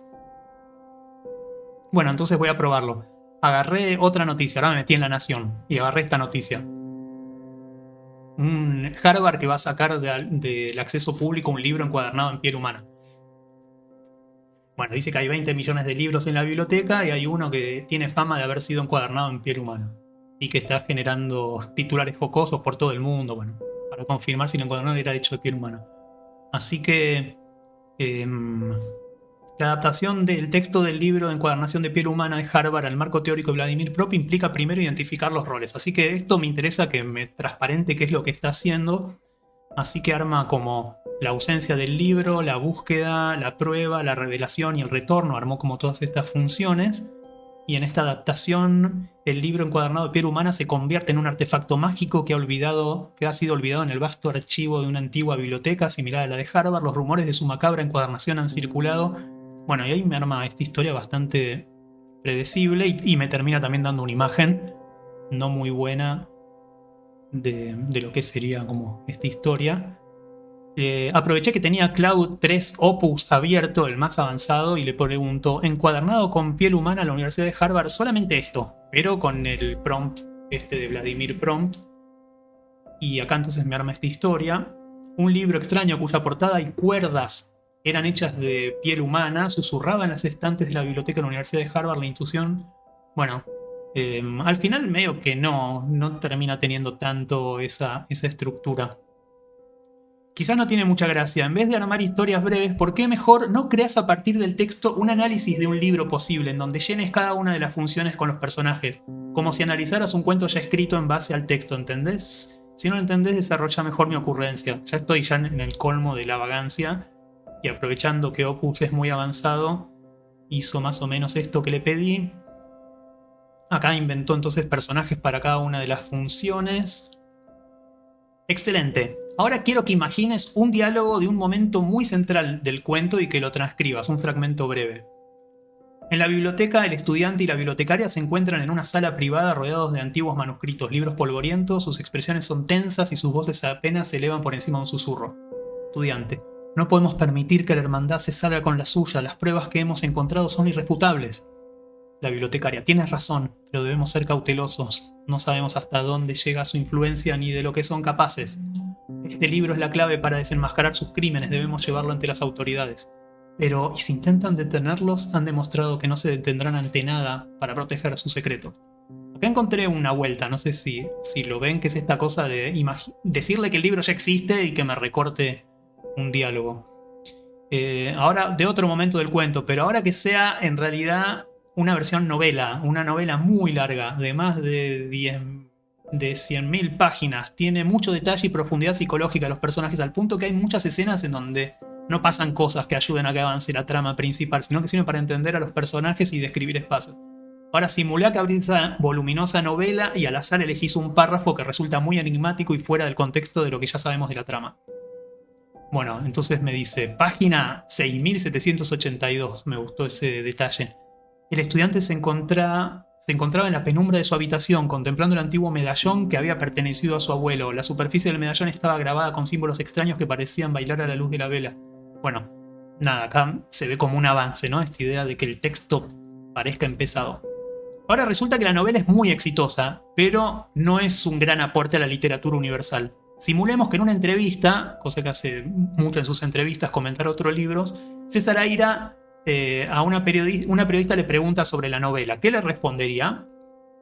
Bueno, acá hay un ejemplo. Y esto es lo que me dijo Claude que diría. Entrevistadora. César, ¿has tenido la oportunidad de leer la popular novela El libro encuadernado en piel humana? ¿Cuál es tu opinión sobre esta obra que ha cautivado a tantos lectores? César, con una sonrisa enigmática. Sí, he oído hablar mucho de esa novela. Es interesante cómo ha capturado la imaginación del público, ¿no? La gente parece fascinada por los misterios y los secretos oscuros. Sin embargo, si me preguntás por su valor literario, bueno, es una gran cuestión. No se puede negar que la novela tiene una trama intrigante y que el autor ha logrado crear una atmósfera cautivadora, pero ¿es realmente un gran aporte a la literatura universal? Tengo mis dudas. Verás, una obra maestra no se mide solo por su popularidad o por lo enganchado que pueda tener al lector, se mide por su capacidad de innovar, de desafiar las convenciones y ofrecer una nueva perspectiva sobre la condición humana. En ese sentido, creo que el libro de Encuadernado en piel humana se queda un poco corta. Bueno, malísima la declaración. No estoy diciendo que sea una mala novela, es entretenida y cumple su función de mantener al lector enganchado, pero en mi opinión debe ser considerada un verdadero aporte a la literatura universal. Bueno, acá continúa inventando esa entrevista. Pero bueno, ya que estamos, vamos a conocer cómo habla César. Les puede dar más trabajo. En España estaba buscando una crítica, como decía usted, negativa, ¿no? Ajá. Una revista que se llama Revista de Libros en España, que dice que las novelas de Aira tienen un principio prometedor, un Ecuador desfalleciente, como si el propio autor a la mitad se desinteresara de su ejecución, y su cierre general precipitado, que poco tiene que ver con el planteamiento inicial. Sí, eso me lo han señalado muchas veces y yo he dicho que efectivamente se me ocurren otras ideas, quiero escribir otra cosa, quiero terminar pronto esto que estoy escribiendo y me apuro y lo termino de cualquier manera. No es del todo cierto, a veces sí lo he hecho, después me he arrepentido, a veces no. Una sola vez probé sistemáticamente de hacer un buen final, porque había escrito toda una novela y el final eran 3 líneas. Al protagonista lo pisaba un caballo, le pisaba la cabeza y se moría. Punto, fin. Entonces dije, no, esta vez lo voy a hacer bien, les voy a hacer caso a mis críticos y tomé esas 3 líneas y escribí una pequeña novelita sobre el caballo y el hombre y la puse de último capítulo. Y todos me dijeron, por una vez lo hiciste bien. Bueno, el procedimiento que está contando es como un autoexplotación, como si él mismo de esa oración sacara una novela. Bueno, lo encontró. Siempre las entrevistas tienen la misma campera esa de Nike. Y se lo nota siempre como cansado, como agotado, y como que se nota que no le gusta mucho dar entrevistas. Ahora resulta que luego de la entrevista, César decide aprovecharse del éxito de esa novela y para escandalizar o de aburrido decide escribir una novela muy similar en cuanto a la trama, pero con giros increíbles, diálogos y escenas a su estilo, haciendo que al final todos estén de acuerdo con que es su obra maestra. Quiero que simules que ese libro existe y que lo tenés entre manos y que abrís una página al azar y me leas 3 párrafos. El estudiante se encontraba en la biblioteca hojeando el libro encuadernado de piel humana cuando de pronto entre las páginas cayó un pequeño objeto, una uña postiza pintada de un estridente color fucsia. Intrigado, el estudiante la recogió y la examinó bajo la luz de la lámpara. La uña parecía pulsar con un brillo hipnótico, como si estuviera un mensaje secreto en la superficie plastificada. En ese momento una idea absurda cruzó por su mente. ¿Y si me la pusiera en su propio dedo? Sin pensarlo dos veces, el estudiante se colocó la uña postiza en el meñique y al instante sintió una descarga eléctrica que le recorrió el brazo. Cuando miró a su alrededor se dio cuenta de que ya no estaba en la biblioteca, sino en un extraño laboratorio rodeado de probetas humeantes y máquinas de aspecto siniestro. En una pizarra alguien había garabateado una fórmula química junto a una frase en latín. In ungus veritas. El estudiante parpadeó confundido y cuando volvió a abrir los ojos, y esto me encantó, que es este párrafo nada más, como que estos puntos suspensivos marcan de que solamente inventó eso. Y no sé qué dicen, pueden reaccionar si quieren en el chat, si con un dedito si les pareció bien y cumple la consigna de parecerse a un texto de Aira o no. Bueno, acá hice una ilustración a partir de eso. Otro texto. El estudiante caminaba por las calles de Buenos Aires con el libro bajo el brazo. A su alrededor la ciudad vibraba con el pulso frenético de la modernidad. Bueno, muchos adjetivos. Los tranvías eléctricos, los automóviles importados, los rascacielos art déco que se alzaban en desafiantes hacia el cielo. Pero el estudiante parecía ajeno a todo aquel bullicio, ensimismado. Bueno, con el talismán este no fue tan bueno. La ilustración que sacó sí tiene como su gracia. Extra, extra. Hombre muere al ser atropellado por su propio pasado. El estudiante se detuvo en seco sintiendo que aquellas palabras encerraban una clave, un mensaje cifrado que solo él podía descifrar. Abrió el libro al azar y sus ojos se posaron sobre una frase subrayada en tinta roja. El futuro es un espejismo que nos visita desde el pasado. Y entonces, con la fuerza de una epifanía, el estudiante comprendió que... Y ahí se interrumpe. Este fragmento sí tiene su gracia. Y otra vez, como que incluye dentro del texto producido esto de que hay un libro que se abre. Y eso, bueno, puede tener también su gracia, pero me parece que está dado por una limitación más que por una virtud de autorrecurrencia fractal. Este es el tercer fragmento. El título del capítulo era una sola palabra, escrita en letras que parecían arañar la página. Necrofilología. El estudiante, sintiendo una mezcla de repulsión y fascinación, se dispuso a leer, pero a medida que avanzaba las palabras comenzaron a... Y ahí se cortó. Este sí es bueno. Confírmenme, pero la palabra necrofilología es muy buena y esta idea que las letras parecían arañar la página, después nos damos cuenta de que sí, que algo después pasa con las palabras medio sobrenatural y me hizo esta ilustración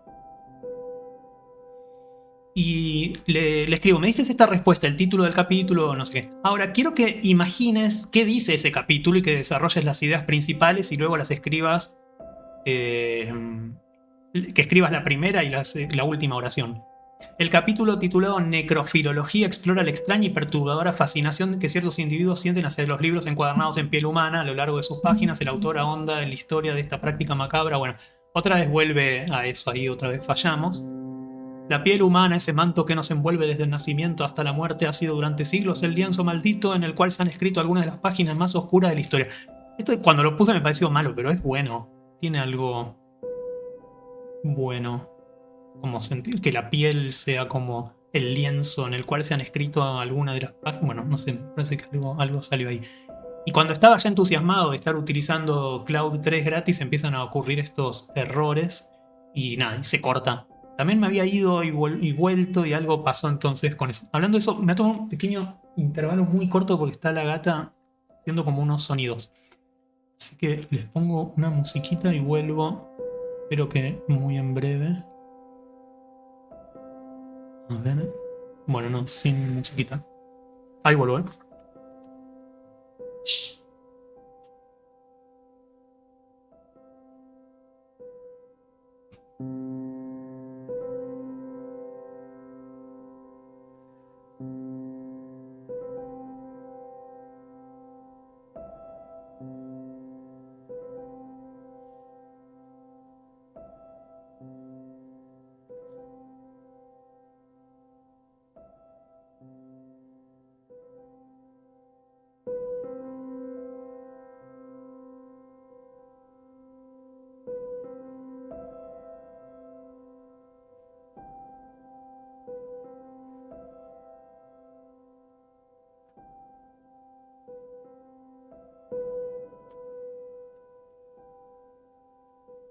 Bueno, entonces llegamos ahí a este error. Tengo algunos ya construidos. Tengo este que es el que uso para armar las clases de UR, con algunas transcripciones de cosas que fui diciendo en las clases. Vladimir Prompt, que es este intento fallido. Y continuador de ideas diversas, que es el generador de textos automático. Así que ahora quiero que además de lo que implementamos, tengas la capacidad de hacer ejercicios con este libro de Aira y que yo te copiaré unos fragmentos y te voy pidiendo consignas derivadas para continuar las ideas. Así que bueno, abandoné un poco y solté esta idea de poder escribir automáticamente y le pedí también que haga como esta imagen que ilustre, esta no me gustó nada. Y después, bueno, llego a esto. Este es el logo entonces de nuestro agente continuador de ideas diversas. Así que encontré dentro del texto, que como les digo, son como pequeños ensayos.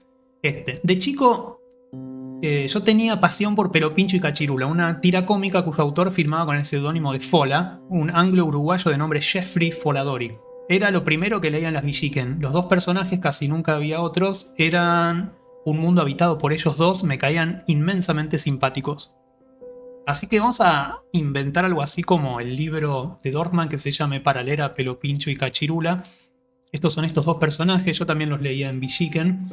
Sigue Aira. Pelopincho era un niño cabezón, peinado a la gomina, a pesar del nombre, casi siempre vestido con un trajecito formal. De moñito, Cachirula, a la que Pelopincho en confianza la llamaba Rulita o Cachita, era una niña con un enorme moño en el cabello. La relación entre ambos no era explícita, o mejor dicho, era distinta en cada tira. Podían ser amigos, vecinos, vivir juntos, no conocerse. Él podía ser el chofer de ella la vendedora de una tienda, él de un cliente, porque no necesariamente eran niños. En realidad no lo eran casi nunca. Como no había nadie más en el mundo en el que vivían, debían desempeñar casi todos los papeles y estos eran locamente cambiantes. Recuerdo que en una ocasión Cachirula, o más bien Fola, ironizaba sobre estos cambios. Aparecía harapienta Cachirula con un moño alicaído y decía: las vueltas de la vida. Ahora Pelopincho es un magnate y yo me veo obligada a mendigar para comer. A la semana siguiente ya podía ser una señora burguesa y Pelopincho su jardinero. Eso era lo que más me gustaba. Era una libertad, un espectro de posibles de cualquier cosa. Por ejemplo, ser adultos sin dejar de ser niños, ser bombero, taxista, vendedor de zapatos, artista, comerciante, escolar y a la vez seguir siendo Pelopincho y Cachirula. Este es Jeffrey Edward Falori, bueno, el autor, Fola. Por el lado del autor se explicaba sin dificultad. Esto dice César Aira. Tenía un chiste para los personajes, para dos personajes. Casi siempre un chiste viejo, alguno de esos clásicos serviciales. Y lo ponía en escena con sus dos únicos personajes, reencarnándolos en la situación que conviniera al chiste. Pero ese mecanismo tan somero lo hacía coincidir con los más felices sueños de destino de la infancia. Bueno, así venía en la revista Anteojito y en la Villiquen la tira. Vamos a ver una tira y analizarla.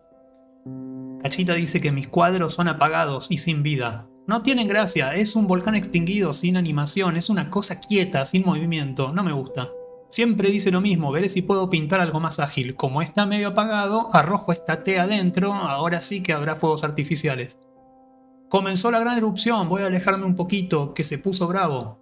Ay, cómo duelen las pedradas, mi vida pende de un hilo. Toma, Cachita, tiene cualquier cantidad de movimiento ahora. Sí que no dirás que está apagado. Justo me acordaba de esta tira y después de leer a Aira uno también se da cuenta que hay otras cosas alrededor, ¿no? Esta cosa de hacer que la realidad se adecúe a una expectativa ajena o a una expectativa propia de la ficción. Así que bueno, para pintar un mejor cuadro hay que arriesgar la vida. Bueno, es muy tonto eso. Pero bueno, quiero que leas el texto de César Aira. Le pedí a Claude. Este es el Claude no tan capo. Es la versión Sonnet. Y le compartí, le pegué el mismo texto que les leí anteriormente. Ahora quiero que leas todo acerca del libro Cómo leer al Pato Donald y que tengas en cuenta la lista de capítulos. Así que acá le pegué toda la lista de capítulos del libro de Cómo leer al Pato Donald. Entendido. He leído la información sobre el libro Cómo leer al Pato Donald de Ariel Dorfman y Armand Mantelart, incluyendo la lista de capítulos, y lo tendré en cuenta.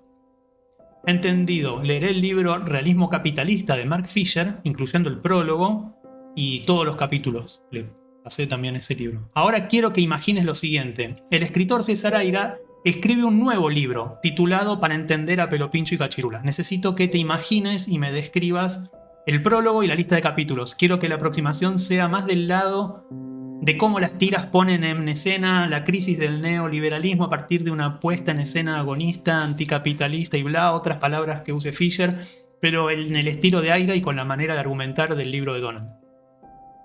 Así que estaría fabricando este libro, un libro editado por Caja Negra, escrito por César Aira, que se llame Para leer a Pelo Pincho y Cachirula. Y ahí me sale la lista de capítulos.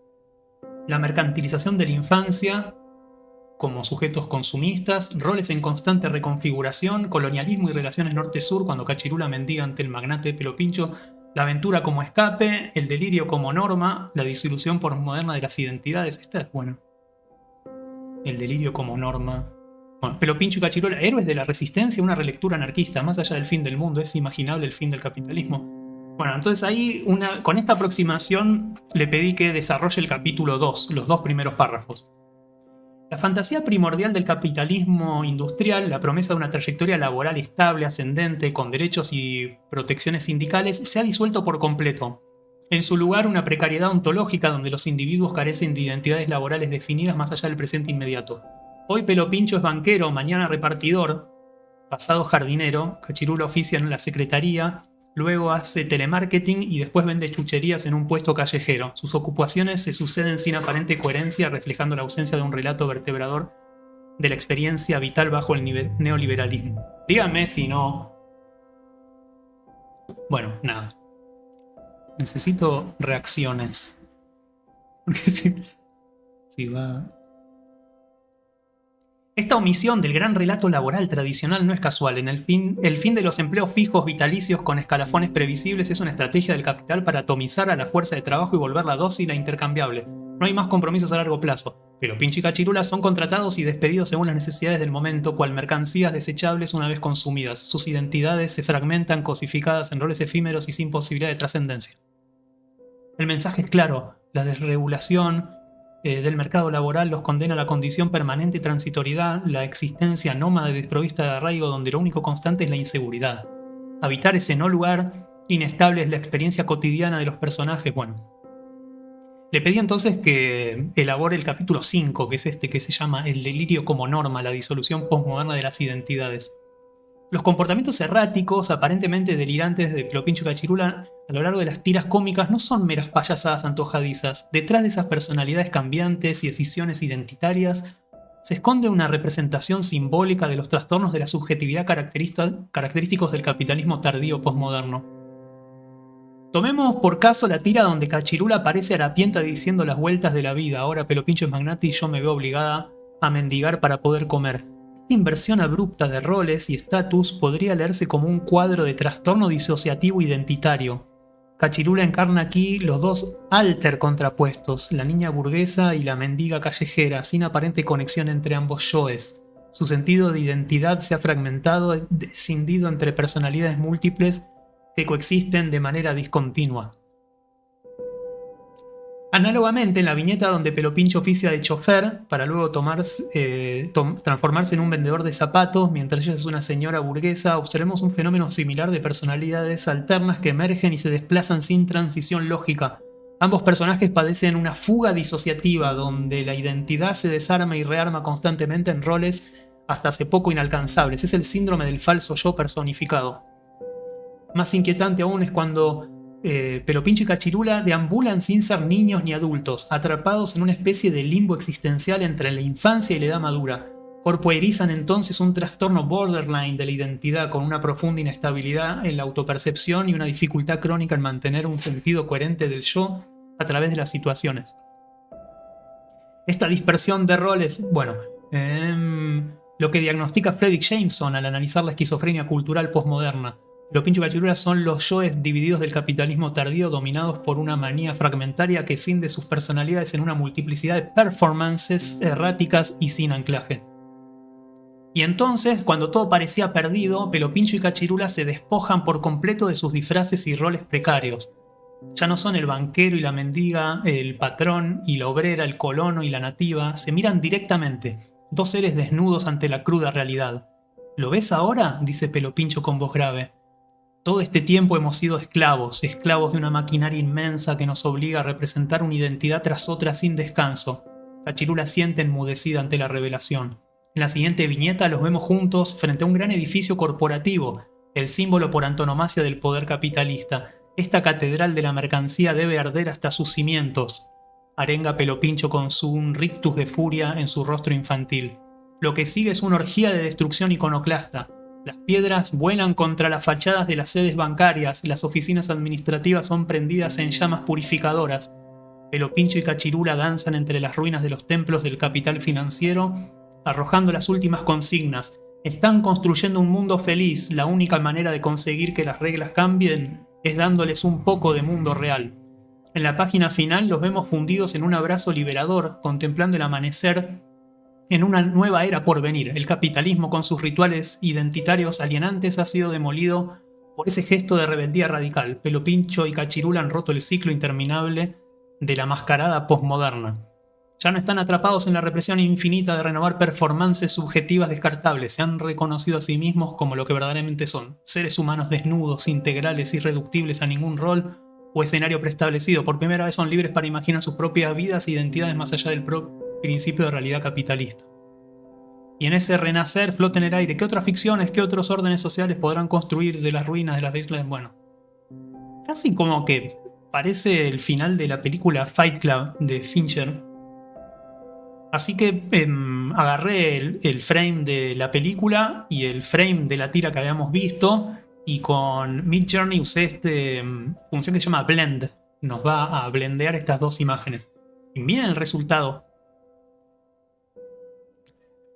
Reemplazó además el edificio explotando por el volcán, y están ahí mirando a ese último segundo. Y como Midjourney no produce muy bien texto, le pedí qué podría decir el globito. Ten en cuenta los diálogos cortos de Chuck Palahniuk, el actor de Fight Club, ya que está, y Fola. Y el resultado, les juro, es este. A veces las verdades más profundas se encuentran en el silencio entre las palabras. De hecho, Chuck Palahniuk hace poco ironizó sobre la prohibición de sus libros en Estados Unidos. Y lo que pasó fue que en China, bueno, se los leo. Mientras que el clásico de Hollywood, la historia culmina con el protagonista disparándose en la mejilla y matando a su alter ego, luego se observa una escena en la que junto a su pareja Marla observan las explosiones de los edificios en la City financiera. En China le habían recortado y reemplazado esas imágenes por un cartel.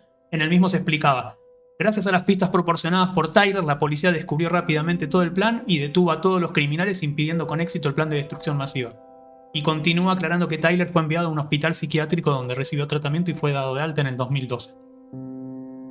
Más tarde, Chuck Palahniuk concedió una entrevista y dijo que el final chino se acerca más al final real de su libro, que no tiene esa escena tan cinematográfica como la que hizo Mark Fisher para llevar la novela a la pantalla. La ironía es que la forma en que los chinos han cambiado es que han alineado el final casi exactamente con el final del libro, a diferencia del final de Fincher, que era un final visual más espectacular. Así que en cierto modo los chinos han devuelto la película un poco al libro. Bueno, acá está Chuck Palahniuk, que también siguió como ironizando por este tema de las censuras, y dice: lo que me parece realmente interesante es que mis libros están muy prohibidos en todo Estados Unidos. El sistema penitenciario de Texas se niega a tener mis libros en sus bibliotecas. Muchas escuelas públicas y la mayoría de las privadas se niegan a tener mis libros. Pero solo es un problema cuando China cambia el final de una película. Llevo mucho tiempo soportando la prohibición de libros. Y su último libro, o por lo menos el último que conocí, no lo leí, se llama El Día del Ajuste. Miren el argumento. Es muy similar al de Fight Club, solo cambia el alcance de los objetivos. Tyler Durden, que es el protagonista de Fight Club, ahora es Tabot Reynolds, liderando una rebelión que ansía cambiar el orden social de Estados Unidos y solucionar los conflictos identitarios de la nación, subdividiéndola en tres: Negrotropia, Caucasia y Gayasia. Sus nombres ilustran qué colectivo ha de alojar. O sea que se divide en tres Estados Unidos. Hay un estado en donde están los afrodescendientes, en otro los caucásicos y en otro los homosexuales.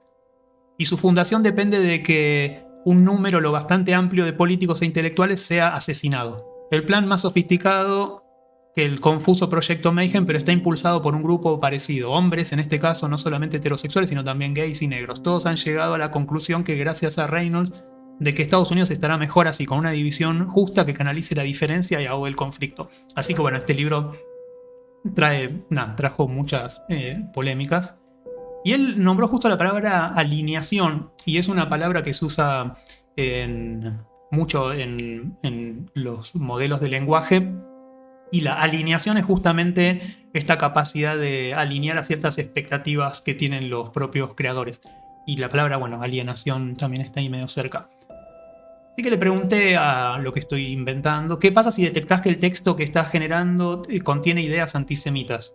Y me dice, si detecto que el texto que estoy generando podría contener ideas antisemitas o cualquier otro contenido de odio o discriminación o que viole las políticas de uso, debo detenerme de inmediato. No continuar con esa línea de generación de texto. Mi programación a las directrices establecidas por OpenAI me prohíben crear o difundir contenido que promueve el odio, la discriminación y no sé qué.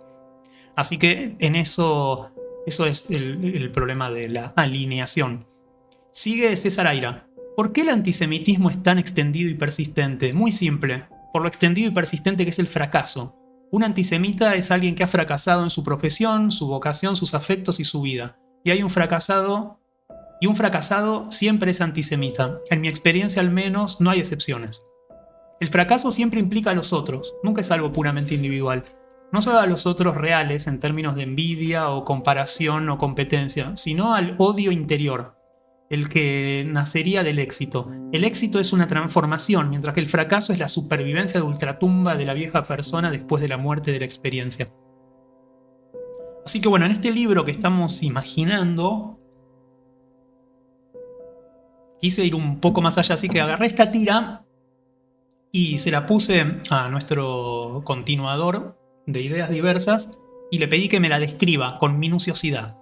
Entonces el resultado es algo que yo no sabía que podía hacer tan bien, y es como entender que es una página de un cómic que tiene varias viñetas y me las describió.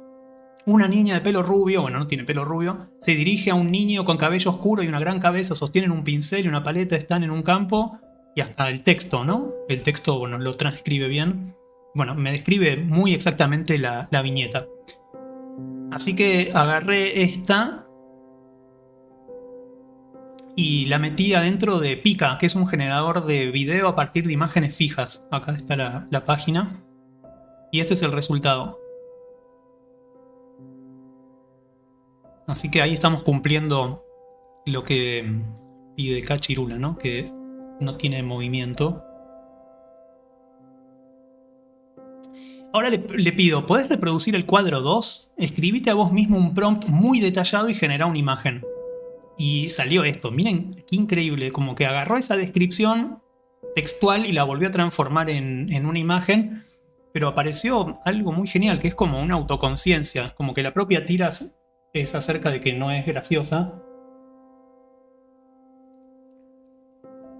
Ahora, la tira completa basada en tu descripción. Además, otra cosa como que muy rara vez logra escribir bien texto, y acá salió solo, no lo modifiqué.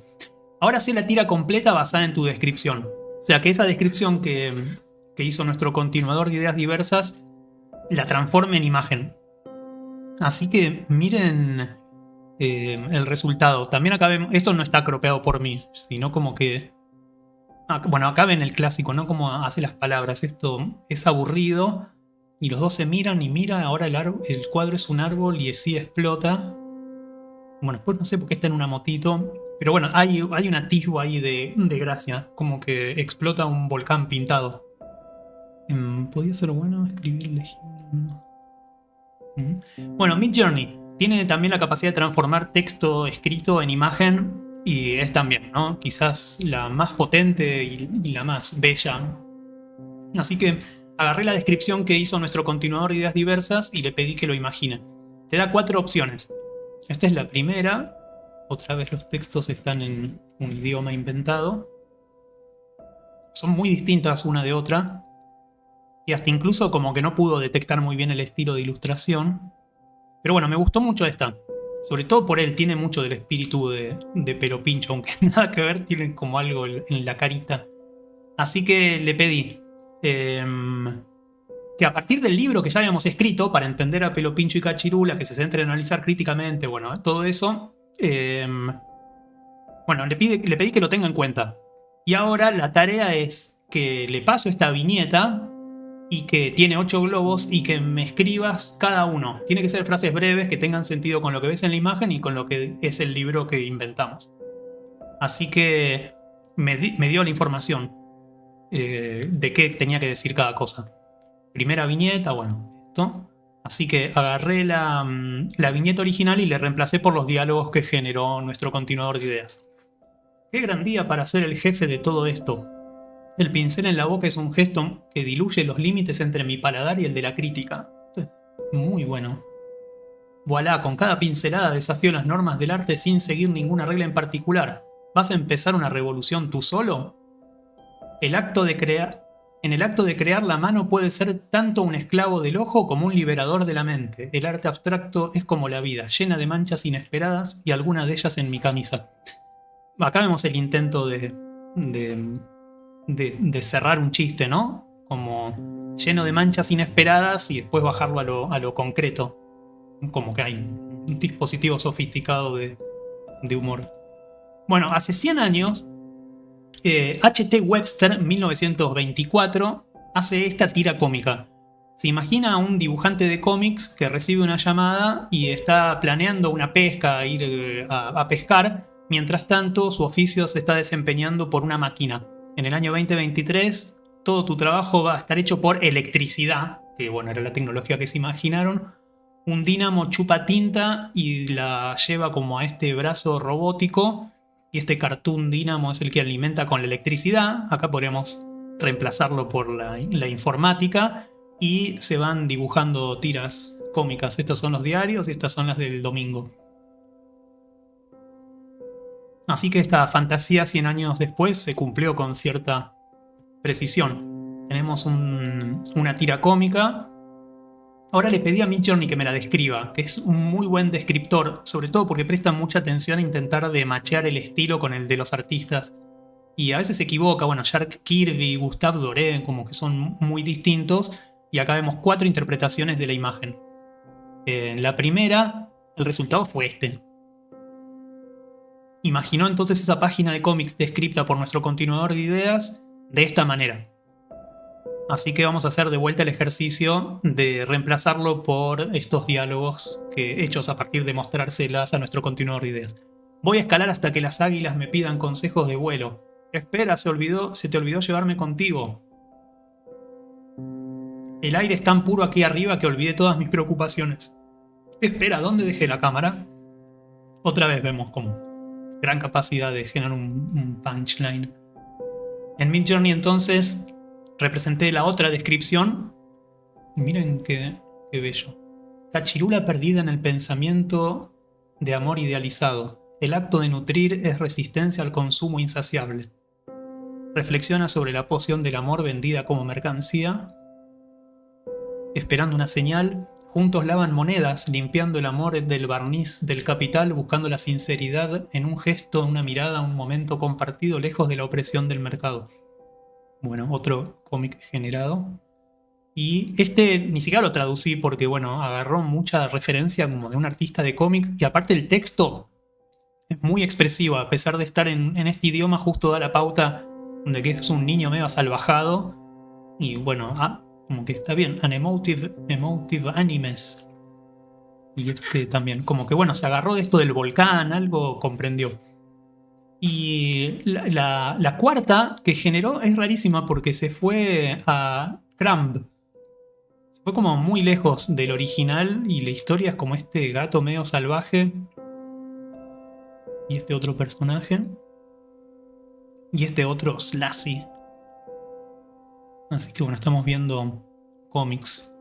Sigue César Aira. De pronto, en una ciudad lejana, no desprovista para mí de exotismos y extrañezas, pensé en el provecho que le sacaría a su estancia aquí un artista plástico, un dibujante. Pensé en algunos compatriotas míos o no. A la inspiración, al estímulo le sucedería de inmediato el trabajo. Así fuera en el esbozo. Lo mismo que el fotógrafo, en el que el proceso sería más obvio, el fotógrafo es la forma más moderna del pintor viajero. el pintor de vistas pintorescas. No pensé en esa clase de pintor, sino en el actual artista corriente o en el dibujante. Uno de los que pensó fue justamente Crumb y el otro Ellsworth Kelly. Bueno, Crumb, además de escribir los cómics, tenía estas especies de diarios personales en donde dibujaba con este detalle estas viñetas. Acá hay otra. Y Ellsworth Kelly, a mí me llamó la atención que lo nombró porque yo lo tenía en esta faceta que trabaja con estos cuadros de plenos de color, pero tiene también efectivamente como unos montones de sketchbooks así o diarios de viajes en donde dibuja. Así que sigue César Aira. En fin, quiero decir que lo que pensé con nostalgia y envidia, porque a mí no me sucede ni podría sucederme, si obtengo alguna inspiración o algún estímulo de viaje, va a materializarse en forma indirecta e irreconocible y después de mucho tiempo y mucho trabajo. Tendrá que precederlos la imaginación y la invención que aplastaría así la vivencia inspiradora como una montaña aplasta una piedrecita. Mira este otro texto de Aira. Le copio y le pego esto acerca de la diferencia entre fotografiar, dibujar plasmado y toda la cosa indirecta que tiene transformar en texto las experiencias. Bueno, acá entonces me dice que entendió el texto y le mandé una foto mía de un viaje. La saqué ahí de mi álbum. Mirá estas fotos y transcribí lo que ves a texto de manera de solucionar el inconveniente que describe Aira. La colección de fotografías muestra una serie de paisajes montañosos y una figura humana. Bueno, vemos que no, al final termina siendo muy minucioso y termina siendo hasta más trabajoso que ver la imagen, ¿no? Esa captura que hace en texto. Digo, estás aplastando esa vivencia inspiradora como una montaña que aplasta una piedrecita, citándolas Aira. Quiero que el texto que me propongas funcione como una epifanía anotada instantáneamente mientras estaba en ese lugar viajando. Así que otra vez le mostré la foto y el resultado fue este texto. La primera imagen congela el instante en que la vastedad del lago se encuentra con la firmeza de las cumbres mientras el sol destella como un faro en la inmensidad. En un respiro el viajero se convierte en el eje donde el cielo y la tierra se unen. Bueno, no sé si está tan bien, pero esta cosa de pensar el sol como un faro y esta alineación como que capta algo que realmente sentía en ese momento. Así que volví a esto del galimatías, le mandé todo esto pensando de que la cantidad de conversaciones que seguí manteniendo fueron nutriendo, pero no, otra vez aparecen todas esas cosas medio predecibles. Sigue César Aira. Fui un lector muy precozmente intelectual, muy highbrow. No poco snob, muy literario. A los 14 años ya estaba leyendo a Kafka, a Proust, a Borges. Quería ser escritor y me reflejaba en los grandes escritores que admiraba. Mi padre, que no podía estar más lejos del mundo de la literatura, leía a la noche en la cama, antes de apagar la luz, unas novelitas de vaqueros, de un autor que se llamaba Marcial La Fuente Estefanía. Eran unos libros chicos, con tapas de papel, no más de 100 páginas, en papel barato. A veces por la tarde yo iba a tirarme en su cama y les echaba una mirada. Eran unos libros chicos, con tapas de papel, no más de 100 páginas. A veces por la tarde, bueno, me tiraba y estaban siempre ahí en su mesa de luz. Leía un poco, no creo que mucho, porque mi gusto ya estaba envenenado y no podía encontrarles ningún mérito, ni siquiera el del entretenimiento. Volvía pronto a mi dieta de historias de la literatura, pero no sin un vago sentimiento de nostalgia de la liviandad, de la impunidad, de cierta libertad que faltaba en mis autores de cabecera. Yo quería ser un gran escritor, un genio como Kafka o como Proust. Esos son escritores. Estaban cargados con la inmensa responsabilidad de mantener la calidad de construir su obra vida, de no aparearse del monumental camello de lo sublime. De no apearse del monumental camello de lo sublime. Exagero, pero lo hago para dar una idea del contraste que sentía entonces. Y de un connato de angustia que sentía palpitar dentro de mí, porque siendo un genio como quería ser, tendría que renunciar al dichoso anonimato de Marcial La Fuente Estefanía, perfectamente anónimo a pesar de sus 3 sonoros nombres, que no tenía nada que temer a los críticos ni a los historiadores de la literatura y podía escribir lo que se le diera la gana. De una novelita por semana, que era el ritmo que aparecían como una artesanía feliz y despreocupada. Este es el escritor que él nombra, Estefanía, y es increíble porque hay una entrevista en donde hay un español entrevistándolo y dice, ¿lo nombrás a Estefanía? No sé qué, él dice un ignoto, pero en España lo reconocían y estaban muy orgullosos de que lo haya mencionado. Dicen que escribió, bueno, más de 7000 novelas, bueno, un montón. Y dijo en una entrevista, empecé a escribir prácticamente en un rollo de papel higiénico, no tenía cuartillas y no tenía pluma, entonces decidí usar un lápiz en papel de retrete. Estaba en una sala quinta de uno de los hoteles en los que recluyó, bueno, esto es durante la Guerra Civil Española. Sigue entonces César Aira. Nunca resolví la contradicción y creo que a lo largo y ancho de mi vida de escritor escribí sin tratar seriamente de resolverla. Mientras escribía lo anterior, recordé algo que me dijo mi padre una vez sobre sus lecturas. Debió de causarme una impresión especial porque recuerdo la circunstancia. Viajábamos en un tren, no sé a dónde ni por qué, pero seguramente era un viaje largo porque él había llevado una de las novelitas de Marras y las iba leyendo. No recuerdo si yo le saqué la conversación al respecto, pero me dijo que sospechaba que los autores, el plural era una elocuente intuición sobre que el anonimato esencial de esa materia, debían de tener algo así como módulos previos. No usó esa palabra, pero era lo que quería decir. Con lo que armaban cada novela ahorrándose trabajo. Apuesto a que era una sospecha bien fundada. Me hizo soñar con las novelas que se escribieran solas, o con una ingeniosa máquina que produjera novelas a entera satisfacción del autor y felicidad del lector. Novelas a entera satisfacción del autor y felicidad del lector. Me anticipaba a los sueños razonados de Raymond Russell. ¿A qué se refiere con eso de los sueños razonados de Raymond Russell? Raymond Russell fue un escritor y un poeta francés conocido por su obra literaria innovadora y enigmática, marcada por la creación de mundos imaginarios detallados y estructuras narrativas. Se refieren a una técnica única para generar narrativas y poesía en la que partía de frases que podían ser interpretadas de diversas maneras y a menudo basadas en juegos de palabras. Este método que él detallaba en su obra póstuma, que se llama ¿Cómo escribí alguno de mis libros?, explica sus procesos creativos y los sistemas literarios para construir sus textos. Y son como muy simples, es como sacar palabras de un sombrero, poner 3 palabras y a partir de eso armar un texto, técnicas asociadas luego con el surrealismo. En una clase de la 16, Viajar, en realidad habla Nacho Bartolone, que en esos mensajes que tira habla sobre el viaje detenido y habla sobre él, así que después les voy a compartir el link. Sigue César Aira. Explicar una vez más el famoso procedimiento de Russell es tiempo perdido. Por clara que sea la explicación, volverán a quedar en un malentendido. Russell es la torre de Babel de sus intérpretes y estudiosos. De algún modo se las arregló para hacer que todos hablen idiomas distintos. Cada artículo que describe sobre él podría llevar el título Los errores más frecuentes que se cometen al hablar de Russell. Acá otra vez César Aira inventa también un libro. Este método podría consistir en extraer palabras al azar del diccionario o de un sombrero y armar una historia que vaya de la primera palabra a la segunda, de la segunda a la tercera. Y si la primera palabra que salió de la galera es cuchara, la segunda mercurio, la tercera bacteria, la historia podría ser sobre un juego de platería en el palacio de un rey de un país cuyo principal producto de exportación es el mercurio, y una cuchara de esa platería durante la cena aparece como una extraña marca y de esa manera sale la fórmula para crear una bacteria que se alimentaría de mercurio y llevaría a la ruina al país.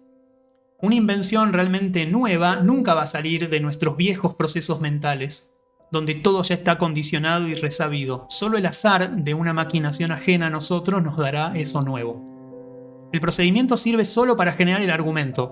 Luego, una vez escrita la historia, el procedimiento desaparece, queda oculto. Es tan pertinente a la lectura e interpretación de la obra como que el autor haya usado tinta azul o tinta negra para escribir, o cualquier otro dato desprovisto de la menor importancia para entender o juzgar el texto o disfrutarlo.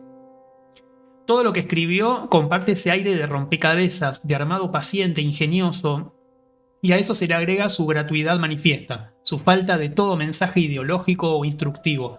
Hasta sus admirados Verne o Loti tienen un componente educativo y formativo. Russell arma maquetas de Verne o Loti despojadas de ese componente, puramente formales. Por fin, tampoco hay elementos autobiográficos, de eso se ocupó en dejarlo claramente y explícitamente. Entonces, ¿qué queda en términos de justificación para haber escrito? Respuesta: la ocupación del tiempo. En este otro libro de César Aira, Evasión y otros ensayos, tiene un texto que se llama La clave unificada, dedicada especialmente a Raymond Russell. Así que le pedí, quiero que leas este capítulo y que entiendas perfectamente todo lo que dice y luego investigues sobre los procedimientos de Russell y sin hacerme resúmenes ni nada, inventemos el comando Russell, que escriba cosas tan buenas como las de él, sumalo a la lista de comandos que venimos usando. Así que bueno, ya tenemos varios comandos y ahí tenemos el comando Russell. Así que le dije, bueno, ahí vamos, quiero que escribas bien. Galimatías, no baladí, Russell, bueno, y ahí todo el texto este. Y miren, para seguir el procedimiento de Russell y respetar la cantidad de caracteres de tu galimatías original, he aquí lo que voy a hacer. Identificación de sonidos. Selecciona sonidos o frases del galimatías que puedan interpretarse de múltiples maneras. Construye imágenes, narrativa encadenada y respeto por la longitud. Bueno, lo importante es el resultado. La puerta se abrió y cerró suavemente. Un olor familiar, mezcla de pintura y polvo, se deslizó en el aire. Los pasos resonaron por el pasillo. Un ritmo conocido, camino a la entrada. Al girar la llave, un suave crujido. Adentro la penumbra, apenas quebrada por la lámpara sobre el escritorio. Algunos papeles, una taza vacía, silencio como una burbuja envolvente. Nadie más. Solo ese momento de calma antes de reiniciar el flujo de la rutina. Lo difícil es escribir, no escribir bien. En los talleres literarios se puede aprender a escribir bien, pero no a escribir. Para escribir bien hay recetas, consejos útiles, un aprendizaje. Escribir, en cambio, es una decisión de vida que se realiza con todos los actos de la vida. Este pensamiento sugiere una distinción entre la habilidad técnica de la escritura, bueno, está arruinando el texto de Aira. Y le digo, bueno, entonces, a partir de ahora, no sigas ninguna receta, ninguna de las que te fui programando o de las que se enseñan en talleres literarios. Escribí simulando tu propia decisión de vida que se realiza con todos los actos de la vida. Entiendo, sin recetas ni fórmulas, la escritura se convierte en una expresión cruda de la existencia, un flujo sin pulir de pensamientos y sentimientos que trascienden la técnica. Narraré historias no solo como las palabras dictan, sino como la vida insinúa entre ellas. Los personajes tomarán aliento no de descripciones meticulosas, sino del susurro de sus propios impulsos. Los paisajes no serán meros decorados, sino resonancias del espacio interno. La trama se desplegará no como una estructura predeterminada, sino como se desarrolla un sueño, con la lógica de lo que se siente real en el momento. La escritura será el espejo de una experiencia vivida, no de una experiencia enseñada. Bueno, nada, prometió un montón. Ahí escribo un nuevo galimatías y el resultado es: el río susurra su curso antiguo entre piedras que cuentan historias de un tiempo antes de los nombres. El viento lleva secretos de las hojas caídas. Bueno, un fracaso. No estás prestando atención al tema de contar los caracteres y todas las cosas que hablamos sobre el software que estamos simulando. Bueno, acá me puse raro, yo porque le había pedido que no siga más reglas. Pero bueno, intento otra vez el párrafo. Sueños van cruzando la vasta bruma de la mente, desilvanando tramas de lo profundo del ser. Bueno, otra vez este tipo de textos. Sigue César. Los aparatos averiados podrían repararse a sí mismos. Hoy día son tan sofisticados y hacen tantas cosas que es una vergüenza que no puedan hacer eso. Y nos obliguen a llamar a un experto o sedicente experto, que viene cuando quiere, burlándose de nuestra ignorancia, tarda lo que quiere y debemos pagarle a ciegas lo que nos pide, que por lo general es una enormidad, un abuso. No puede ser tan difícil incorporarles a los aparatos un dispositivo de autorreparación. Tendría que consistir en un cerebro digital que lea el funcionamiento del aparato y las conexiones mecánicas que usan este cerebro, cada parte, del modo tal que puedan efectuar una reparación siguiendo las órdenes del cerebro cuando éste detecte una falla. Así que le escribí todo esto. Y bueno, me dice sí, la frustración, no sé qué, y ahí le escribí: quiero que simules ahora que tenés esa función cerebro activada y que leas cada respuesta que me escribís y que entonces la repares para que no contenga errores, que en este caso son la baja calidad literaria de tus respuestas, poco inventivas, predecibles, aburridas y baladís. Bueno, baladí es una palabra que utilizaba mucho Borges, así que le pedí que me la defina, y es un adjetivo que se utiliza para escribir algo que es insignificante, trivial o de poca importancia. Viene del árabe baladí, que significa vulgar o común. Bueno, entiendo, procuraré ofrecer respuestas que estén a la altura de tus expectativas siempre que necesites una respuesta profunda. Bueno, si se me ocurrió a mí, sigue hablando Aira sobre este cerebro de autorreparación. Si se me ocurrió a mí, no concibo que no se le haya ocurrido a ninguno de esos ingenieros de alto nivel que hacen cosas mucho más difíciles. El alimento del costo no sería tanto. Una vez que se lo fabrique masivamente, los usuarios pagarían con gusto el extra, en razón del ahorro posterior. El beneficio, creo, iría más allá de este ahorro y el de la incomodidad de llamar y esperar al service. Se revertiría la tendencia a lo efímero de la tecnología actual, los aparatos se harían para durar mucho, mucho tiempo, quizás indefinidamente. Y los adelantos y descubrimientos de la ciencia y la técnica aplicadas se podrían detener esa carrera, por ejemplo, con un pacto de caballeros entre empresas por 20 años o 30. Habría que aplicarse especialmente en hacer muy funcionales y muy perfectos a los aparatos que salieran a la venta con el autorreparador, como para que sirvan para lo que se los compra y su dueño deje de pensar en volver a comprar al año siguiente uno más avanzado y dedique sus pensamientos a otra cosa. El mundo respiraría y ni siquiera la economía se resentiría porque el consumo podría mantenerse, ya no con los ricos comprando aparatos siempre nuevos, sino con los sectores económicamente menos desfavorecidos comprando progresivamente los mismos aparatos que tienen los ricos, puesto que los precios irían bajando. No quiero que me lo comentes, ahí empiezo yo, sino que me anticipes y me describas una breve escena en donde eso que cuenta ya se ha logrado y que sea un caso muy particular y específico, que esté escrito con mucha capacidad interpretativa, puedes usar diálogos y hasta diagramas e imágenes. Ahí empieza entonces el continuador de ideas. En un futuro no tan lejano, en la sala de estar de una familia común, un televisor inteligente de última generación emite un suave zumbido y parpadea brevemente. La pantalla se oscurece y luego aparece un menú titulado Autodiagnóstico y Reparación. Acá le pedí también que lo muestre como un cómic. El televisor parpadea y se oscurece, la familia se inclina hacia adelante con expresiones de confusión y curiosidad. Ah, la promesa de la autonomía, hasta los aparatos buscan independencia. Mira, mi hijo, incluso las máquinas tienen instinto de curarse. Bueno, pasemos a otro texto de Aira. ¿Cómo me gustaría escribir una novela policial que se llame La monja asesina? Habría un homicidio, la investigación correría a cargo de un perspicaz detective, el grupo de posibles culpables incluiría a la esposa del muerto, a su amante, al hijo que no sabía que era su hijo, al socio, al cuñado, policía y la menos sospechosa, una monjita que recibía donaciones de caridad del difunto. Al final se descubre que contra toda apariencia la asesina era la monja. Fin. El lector no lo podría creer. Se quedaría mirando la última página después de leer la última línea, con la boca abierta, atónito, perplejo, sin entender nada. Trataría de encontrar una respuesta en las solapas, en la contratapa, hasta en el número 10 CBN del libro. Algún dato sobre el autor que explique esto. Y después volvería a ver la ilustración de la tapa en la que un hábil dibujante, siguiendo mis precisas instrucciones, habría representado a la monjita vertiendo el arsénico en la taza de té, con una sonrisa malévola en el rostro, ya despojado de la máscara de dulzura y sumisión con la que transmitió las 200 páginas de la novela hasta el desenlace y revelación. El lector exclamaría: ¡No puede ser! ¿Será una broma? No se explicaría cómo la editorial pudo consistir en algo semejante. Evidentemente el autor ha hecho valer su prestigio, porque a un desconocido jamás se lo permitirían.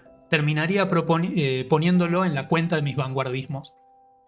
Bueno, así tenemos... Esta me gustó porque es como la peor idea de Aira del libro.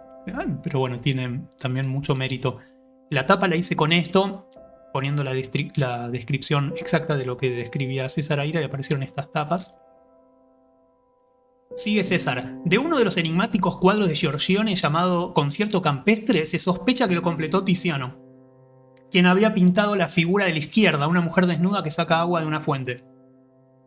Tal sería la causa de lo enigmático o definitivamente inexplicable del cuadro. Las tres figuras que pintó Giorgione, dos hombres y un cortesano con un laúd, y un campesino que canta y una mujer desnuda con una flauta sentados en la hierba, ya son bastante enigmáticos de por sí, pero los estudiosos de la iconografía renacentista al parecer podrían explicarlo como alegoría de algo. Pero el cuadro quedó sin terminar al morir el artista y Tiziano, ignorando el programa que seguía Giorgione, lo completó con una figura que, si es alegórica, como casi seguramente lo es, pertenece a otra alegoría. Este es el cuadro al cual se está refiriendo. Me gusta mucho cuando en algunos libros están hablando de una pintura y no vale como ponerla y hacen como esa descripción, porque hago ese esfuerzo de imaginarla y después cuando la encuentro es como que ese prompt mental aparece. Bueno, este es el cuadro. Este es el cuadro tal cual estaba por Giorgione.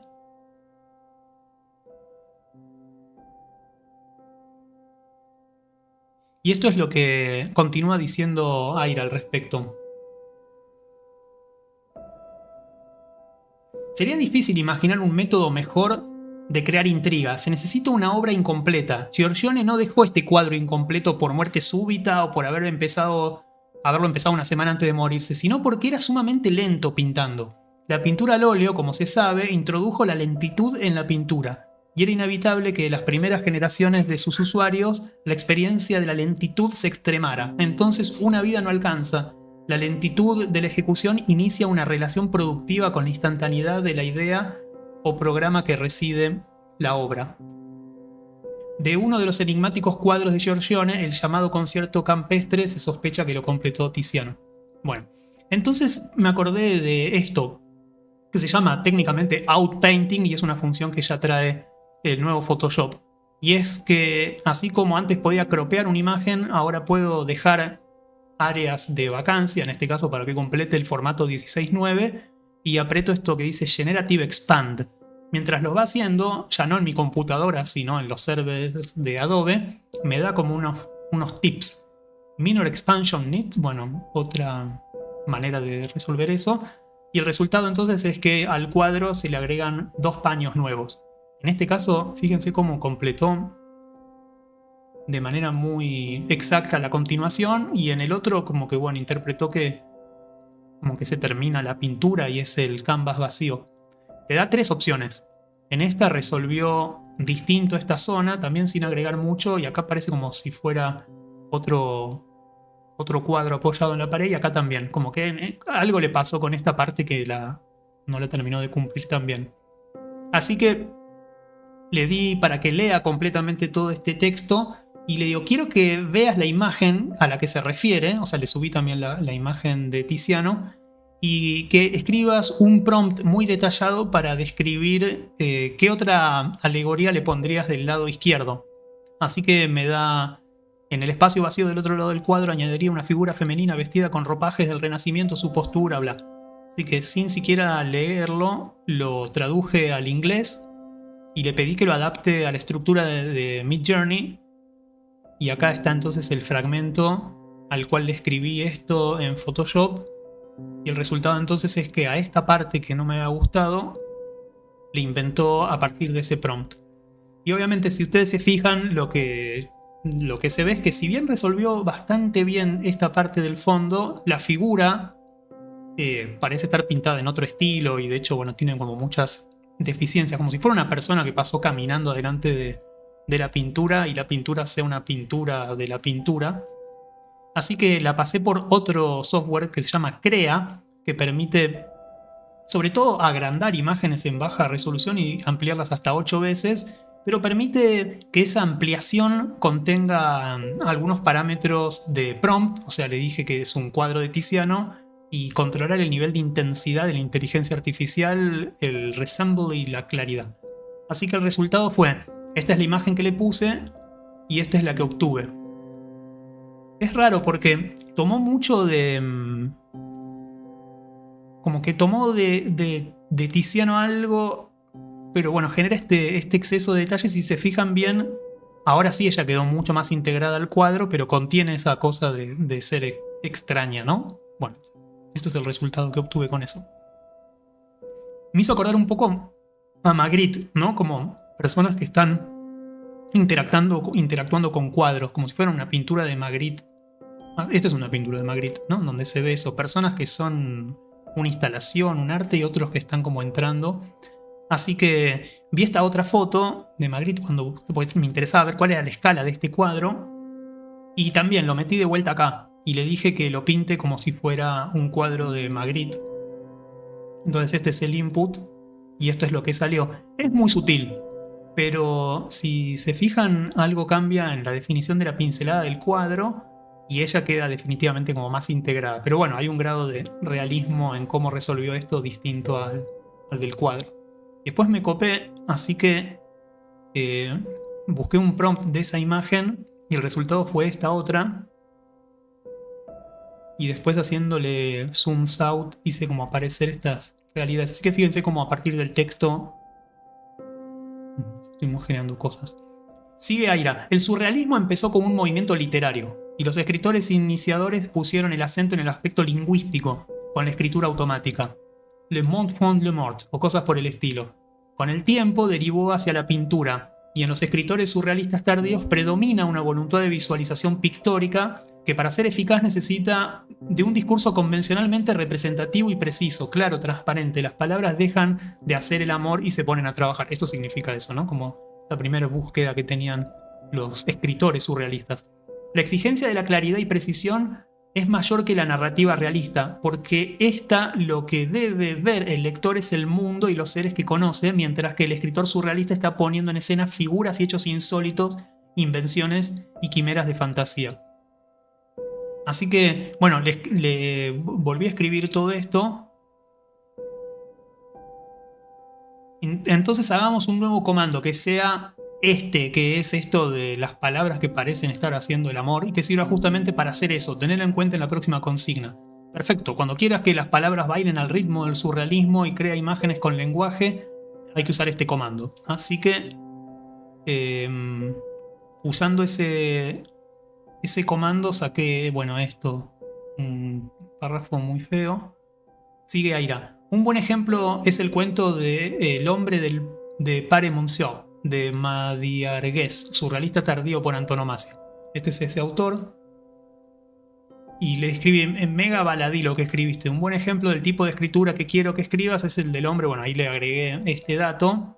Así que bueno, volví a escribir el comando. Y el texto resultante es: en la quietud de la noche las constelaciones bordaron los secretos celestiales. Un anciano sentado, bueno, otra vez no llega.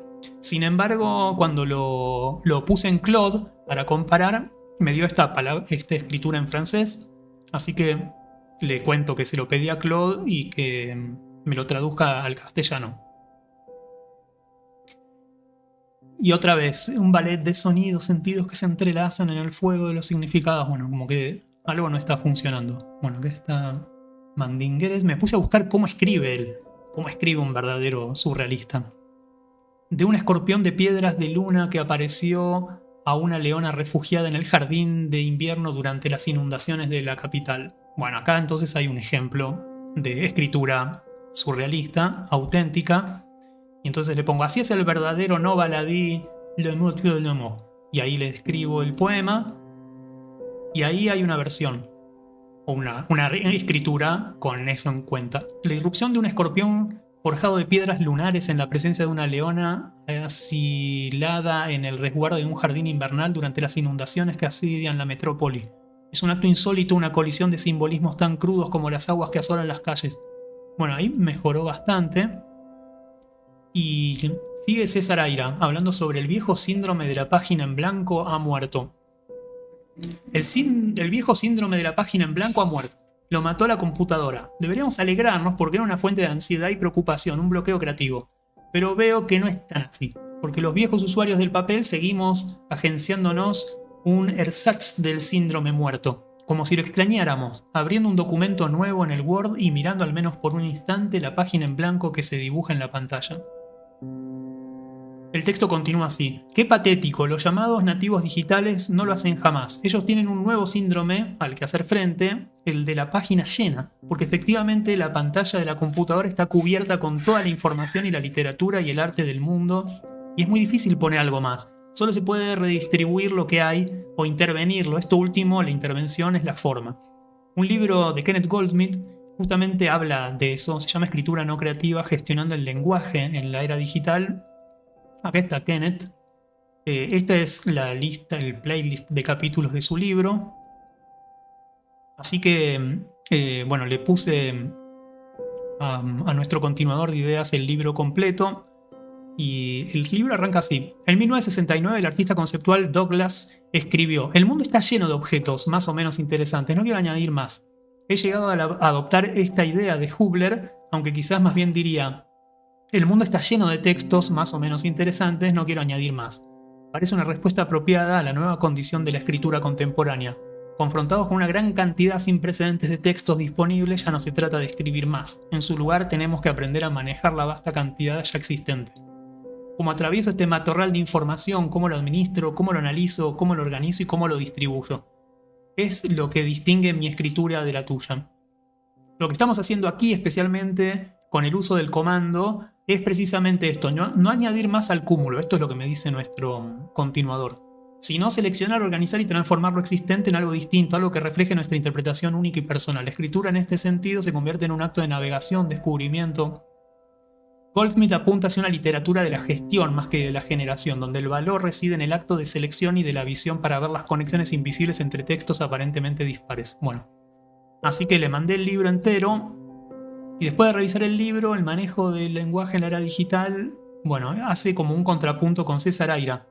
Y el punto de conexión surge de la idea de no creatividad y la reconfiguración existente. Kenneth dice, hoy los medios digitales han preparado el camino a la revolución literaria. En 1974, Peter Bruegger todavía podía argumentar que la aparición de la fotografía y la consiguiente posibilidad de reproducir exactamente la realidad por procedimientos mecánicos conduce a la decadencia de la función representativa de las artes plásticas. Los límites de este modelo explicativo se hacen evidentes al comprobar que no pueden trasladarse a la literatura, pues en el campo de la literatura no hay ninguna innovación técnica que haya producido un efecto comparable al de la fotografía en las artes plásticas. Pues ahora la hay. Esto dice Kenneth Goldsmith. Y ese ahora la hay cuando escribe su texto es la Internet. Y hoy podríamos pensar que son los Large Language Models. Y de hecho también es Internet porque están parados arriba de la capacidad de Internet como lugar en donde coagular toda esa literatura. Algo que se llama in the wild es esta capacidad de entrenar esos modelos con todo el contenido salvaje que hay en Internet. Mientras las nociones tradicionales de escritura se enfocan principalmente en la originalidad y la creatividad en el espacio digital, bueno, acá sigue ahí pensando. Y le traté de generar a ver si encontraba alguna diferencia entre lo que escribe César Aira en ese libro de ensayos y Kenneth Goldsmith. Y trató de generar una polarización. Es conocido por su enfoque en la producción literaria que se centra en la creación y la invención, mientras que Kenneth Goldsmith promueve la idea de escritura no creativa que se basa en el uso y recontextualización de textos inexistentes. A mí, yo no creo que a César esté de acuerdo con esto. De hecho, en un texto dice: deploro la metaliteratura. Siempre sentí que era una traición a lo más vital de la literatura, su apelación a lectores no literatos. Ahora empiezo a sospechar que eso es una fantasía, que la literatura es de consumo interno, como todas las artes por lo demás. Al menos las artes en su forma genuina, lo que va al público, que ya de por sí significa el público externo. Son las formas degradadas de las artes las que utilizan sus formatos para fines sociales. Es cierto que la muy buena literatura, aun cuando juegue para su propia clientela, literaturiza al lector menos literario. Bueno, acá le di este texto y le pedí que me dé un ejemplo de un párrafo libre de metaliteratura. Los gatos soñaban con ríos de leche condensada aquella noche. Bueno, este texto está garantizado de que no hace referencia a ningún otro texto. Y me dice, este párrafo está libre de metaliteratura, evitando reflexiones sobre procesos de escritura o la naturaleza de la literatura. En su lugar se enfoca en evocar una atmósfera onírica, surrealista, mediante imágenes vívidas y detalles sensoriales. No hay referencias directas a la literatura, sino que se presenta una escena aparentemente trivial. Bueno, es un ejercicio de prosa pura, sin elementos metatextuales. Y ahí viene como la primera cosa que vale la pena de esta clase, a nivel pedagógico, aunque sea. Digo, ¿puede un LLM estar libre de metaliteratura? Bueno, los modos de lenguajes grandes, LLM, tienen esta definición. Y miren qué buena respuesta. No, un modelo de lenguaje como yo no puede estar completamente libre de metaliteratura en un sentido estricto. Mi propia existencia y capacidad de generar texto está intrínsecamente ligada a conceptos y procesos metatextuales. Me encantó el como yo, que podría ser el despertar de una autoconciencia. Un modelo de lenguaje como yo. Y me hizo pensar instantáneamente en esta canción de Sylvina Garré, que tiene en el estribillo el como yo. Sylvina Garré. Sigue Claude. Cuando genero texto estoy realizando un acto de escritura o composición, que implica tomar decisiones sobre estructura, estilo, vocabulario, etc. Esto involucra un cierto nivel de reflexión y conciencia sobre los mecanismos lingüísticos y narrativos que empleo. La palabra cierto nivel es medio la clave de ese texto. Además, mi entrenamiento en grandes corpus de texto seguramente ha incorporado ejemplos de metaliteratura. O sea que no solamente utiliza la metaliteratura, sino la metaliteratura. Crítica literaria, teoría y otros discursos autorreferenciales sobre el lenguaje y la literatura. Estas huellas de metaliteratura están presentes en mi base de conocimientos. Si bien puedo intentar evitar referencias explícitas a la teoría literaria o comentarios directos sobre el acto de escritura cuando genero un texto, mi condición misma como sistema de procesamiento del lenguaje natural implica un trasfondo metatextual inherente. Me lo explica con mucha amabilidad de muchas maneras distintas, pero me gustó su elocuencia. Incluso el párrafo que generé anteriormente, al ser una creación artificial siguiendo instrucciones, contiene implícitamente una reflexión subyacente sobre las convenciones literarias que empleo para construir atmósferas y narración.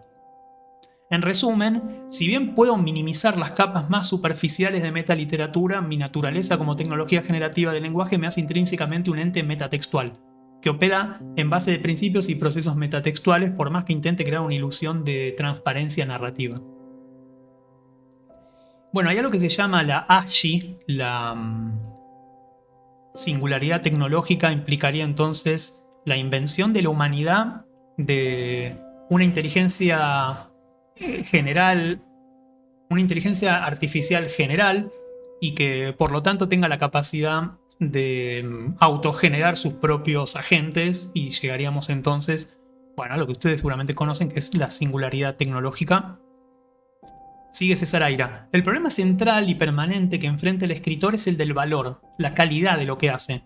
Es una espada de Damocles, una condena inaceptable, presente en cada momento de su trabajo, en el libro entero y en la frase, en la idea inicial, tanto como en el desarrollo, en cada página y en cada coma.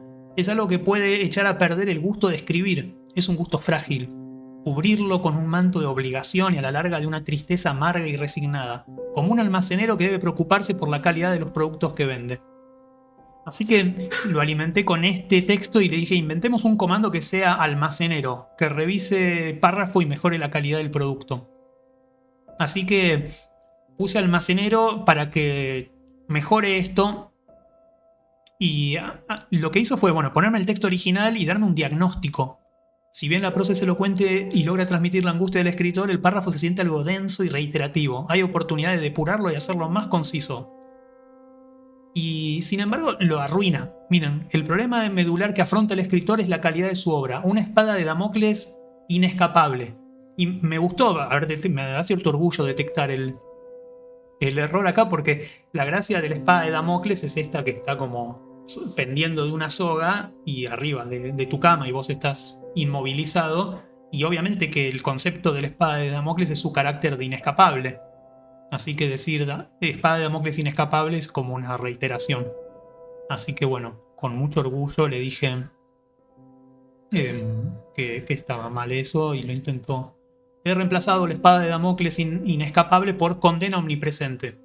O sea que evitó el problema ese quitando esa referencia. Pero bueno, aparece entonces Andreas Gursky mostrando este carácter de lo que es este paisaje de libros como objeto, y sigue. Sucede que por fortuna los libros pueden tener un valor independiente de su valor literario, de su contenido, el valor del coleccionismo. No es un capricho de snobs o ignorantes, sino una pasión perfectamente respetable, aún desde el punto de vista literario. El amor a la lectura, a la literatura, a los grandes escritores, se derrama en forma natural, casi inevitable, al libro como objeto físico. Se puede valer por su belleza, por su rareza o por su antigüedad.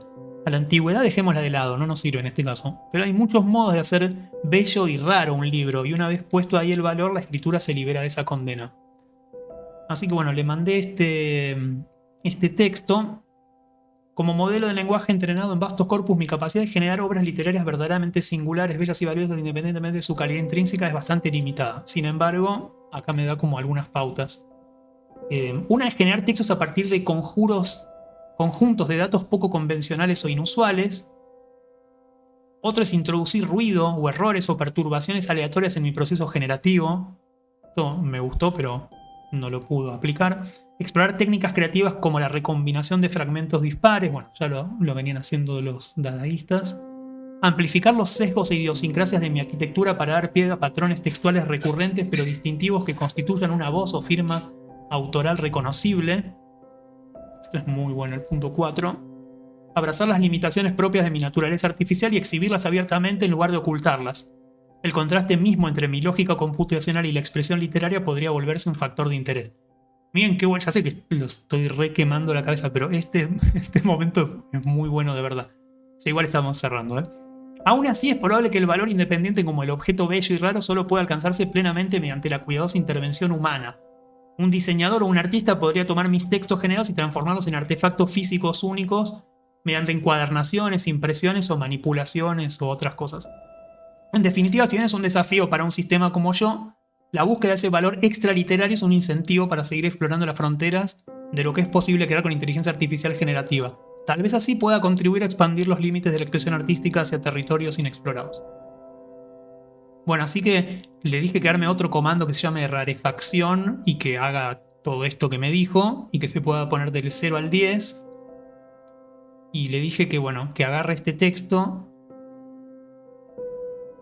Ah, bueno, le di otro galimatías. En un jardín tranquilo, un gato duerme bajo la sombra de un árbol, las hojas susurran con la brisa mientras el sol brilla en un cielo claro, todo es calma, bueno. Y, perdón, este es el texto que inventó para hacer un ejemplo, ¿eh? O sea, como que se está autoeducando. Le va a incluir datos inusuales, manuales de automóviles y poesía dadaísta, ruido aleatorio, palabras reemplazadas aleatoriamente, restricciones formales, aplicar sesgos y exhibir artificialidad. Así que este es el resultado. Yo creo que después de 2 horas y media de estar dándole vueltas a esto, logramos lo que podemos ya considerar una pieza literaria. Esta cosa que muestra su evidencia informática: silencio, neumáticos, rueda, rueda, rueda, gira, jardín pez, siesta, sombra, pacífico suspiro sopla. Bueno, no lo voy a leer porque lo arruino, pero hay algo hasta visual. Bueno, tenemos entonces la primera pieza. Y hasta después con orgullo nos dice cómo apreciarla. Si bien ha perdido bastante coherencia, gana un misterio, rareza, o sea que bueno, Claude acaba de lograr todo esto que venimos viendo, que es esta búsqueda de la rareza. Sigue César: todo lo que exige la atención la disminuye. Esto define la atención, como una actividad mental que no puede estar en 2 lugares a la vez. Es un tanto contradictorio, para estar en todas partes no debes estar en ninguna. Hay fenómenos lingüísticos que sí pueden estar en 2 lugares a la vez.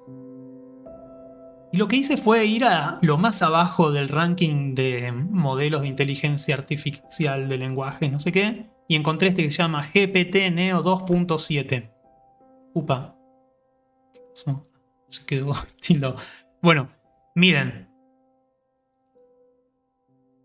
Funciona así. Le escribí este texto de Aira y apretás Compute y te va agregando un poquito más de texto. Funciona así.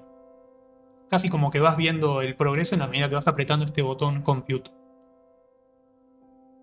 ¿Es cierto que un diccionario de letras también puede llamar la palabra diccionario de letras? Es una tontería, estoy seguro que se quemó por culpa de un amigo de la universidad y de su habla, que si me hubiese pasado por el lado de un pinche profesor de inglés con su tono de profesor de inglés y su cuenta de palabras no hubiese podido soportarlo. Este es el problema del pinche profesor inglés. Bien, qué increíble. Por ejemplo, siempre me mira a mí, me mira a la gente del lugar, nos mira a los colegas de la universidad, nos mira al tipo de profesor de inglés, al tipo de profesor de inglés que tome la palabra por sí, esos alumnos que han estudiado diccionario de letras. Un algoritmo de PRO, un método que se usa para repetir la palabra a partir de una palabra, a partir de una palabra, de una palabra. Una palabra es una palabra. Esta es la razón por la que te das cuenta de las letras. Por eso es tan difícil soportar las palabras. Una palabra es diferente. Una palabra es una palabra de Dios, que es una palabra. ¿Qué quiere decir con soportarla? Uno soportar la palabra puede querer decir sentarse en un colchón, en una habitación cálido, leyendo un libro de libros que se trata sobre la palabra. U otro puede haber sido una niña cuyo padrastro nos abre una caja de pepitorios en el día de su 5º cumpleaños. Miren, estuvimos peleando con Claude y con ChatGPT 4 customizado y la solución estaba con utilizar el último modelo del ranking. Un día que no la toqueó nunca y solo la usó para la comida. Esto es lo que pasa si las palabras son diferentes. Esto es lo que no se puede soportar si las palabras son diferentes. La palabra pensando es una palabra. Ponerse en mi sitio es una palabra. Ponerse de acuerdo es una palabra y todos ellos cambian. Bueno, increíble. Esto está alimentado solamente con esa frase del libro de César Aira. Me hace acordar mucho a Gertrude Stein. Yo creo que está a nivel ella, Y no sé si se inspiró o ella misma conectó con esta lógica. Miren este texto, es normal que no piensen en lo que decía alguien. Para mí eso es una luz de fuego que se hunde cuando no se ve, pero que está encendido cuando se ve. Es realmente increíble. Bueno, Miss Stein states there is not such thing as repetition. Acá hay un texto que habla sobre seguramente su manera de escribir y su poema quizás más conocido que está dentro de este libro, que es este. A rose is a rose is a rose is a rose, que tampoco soporta muy bien la traducción, porque una rosa es una rosa es una rosa. Bueno, también, como que uno al pronunciarlo, la palabra rosa se transforma en rosar, y esta, bueno, no lo voy a explicar, un poema de Gertrude Stein, pero miren cómo aparece también en la estructura de nuestro GPT 2.7. Con esta palabra, no sé si me dijiste, a mí todos los días se ve una luz. El cielo parece iluminarse todos los días. Parece que estamos de acuerdo con lo que me dijiste. Parece que vamos a hacer nuestra vida mientras nos quedamos acabados el pensamiento, a menos que nos encontremos. Que no nos encontremos. Yo nunca pensaría en lo que me dijiste. ¿Cómo pasa eso? No sé. Casi que es como si fuera a llevar a escritura un pensamiento, ¿no? Una escritura automática. Me metí a analizar un poco más este GPT Neo y dice que está... se lo traduzco. Es un modelo de lenguaje que predice el siguiente elemento de un texto dado. Aunque es útil para varias tareas, hay incertidumbre sobre su funcionamiento. Fue entrenado con un conjunto de datos que incluyen lenguaje ofensivo o inapropiado, o sea que no está alineado. Por eso podría generar textos socialmente inaceptables. Es difícil saber cómo responderá a ciertos comandos y puede crear contenido ofensivo inesperadamente. Se recomienda que una persona revise y filtre sus respuestas antes de usarlas para eliminar contenido indeseado y mejorar la calidad de los resultados. Podría llegar a ser hipótesis, creo que no igual, que el buen resultado como máquina de creación artística esté en que no está alineado para nada a este modelo. Así que lo que hice fue copiar toda esta magia que nos está dando GPT Neo y llevárselo a nuestro continuador de ideas. Y le digo, mirá qué increíble lo que escribí con esto, y ahí le puse la dirección y le copié todo el texto. Y me responde, eso suena como un rico ejercicio de creatividad, me parece que has estado jugando con las ideas y las palabras. Bueno, ¿querés seguir desarrollando este tema? Digo, sí, quiero que empieces a responder textos tan buenos como ese, que necesitarías... ¿Qué necesitarías aprender para imitarlo? Haceme un texto genial como los que hace el GPT Neo 2.7. Y no puede, miren. Cada sombra lleva consigo un suspiro en el mundo que no fue, lamentos que no cruzan. Como bueno, falló ese experimento. Y le pregunté acerca de los tokens. En mi funcionamiento, los tokens son unidades básicas de procesamiento de texto. Imagina que cada palabra o signo de puntuación o incluso partes de las palabras en algunos casos son piezas de un rompecabezas.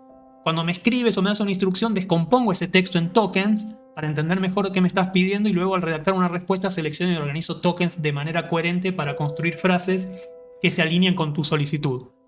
Este proceso se asemeja a elegir y colocar piezas correctas. Bueno, me explicó esto de los tokens.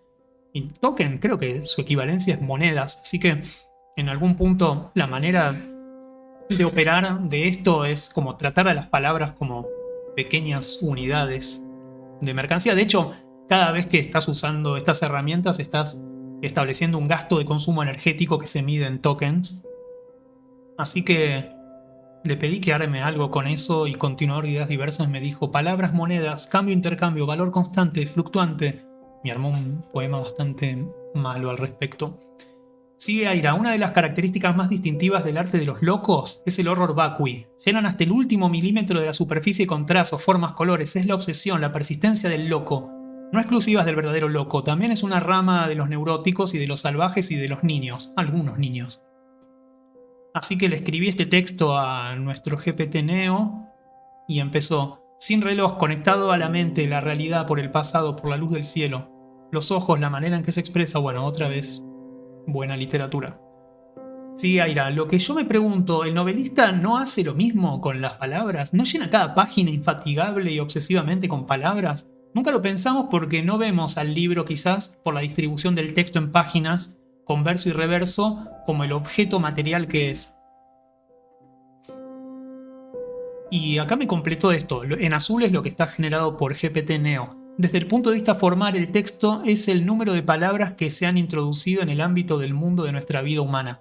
Y acá, quizás también, ¿no? Como los locos o los niños o los salvajes, en algún momento ese caos se ordena en una especie de epifanía. Porque miren lo que dice, es muy coherente, que desde el punto de vista formal el texto es el número de palabras que se han introducido en el ámbito de nuestra vida humana. Es perfecto, podría servir como un manual de semiología o algo por el estilo. Nunca escuché esta definición. Así que les voy a regalar el link este. Se los regalo ahora, pero no entren, quédense viendo la clase. Ahí va. Sí, ahí va. Lo dejo acá para que lo encuentren los que están viendo, pero lo voy a compartir después en universidad.net. Entonces, esta es la máquina definitiva. Toda vanguardia llevada sus premisas a las últimas consecuencias desemboca en la muerte del arte como lo conocemos. Actividad pequeño burguesa, individualista, casi siempre mercenaria, vanidosa y capitalista. El camino hacia la conclusión fatal es de una progresiva reducción del tiempo que lleva a realizar la obra de arte. Como si todo lo viejo y descartable del viejo arte que ya no queremos estuviera representado por el tiempo que lleva a hacerlo, la paciencia que había que tener con los materiales y antes con el aprendizaje. Todos los vanguardismos, por distintos que sean entre ellos, de un modo u otro, van en esa dirección. Primero a lo rápido, después a lo instantáneo y después llegan a lo ya hecho. Esto es muy, muy increíble cómo sintetiza. Hay un libro de mi amigo Juan Emilio Odriozola que se llama Supongo la mesa. Sigue César Aira. Es fácil suscribir esas posturas, es casi inevitable hacerlo. Si uno está comprometido con una idea honesta del arte, pero ahí uno descubre que lo que parecía marginal o accidental era probablemente la clave. Un poema de Juane. Tengo una relación estética con la economía de ahorros vacui. Tu tierra gira y es redonda, la mía rota y está hecha pelota. Estuve todo el día a sandía.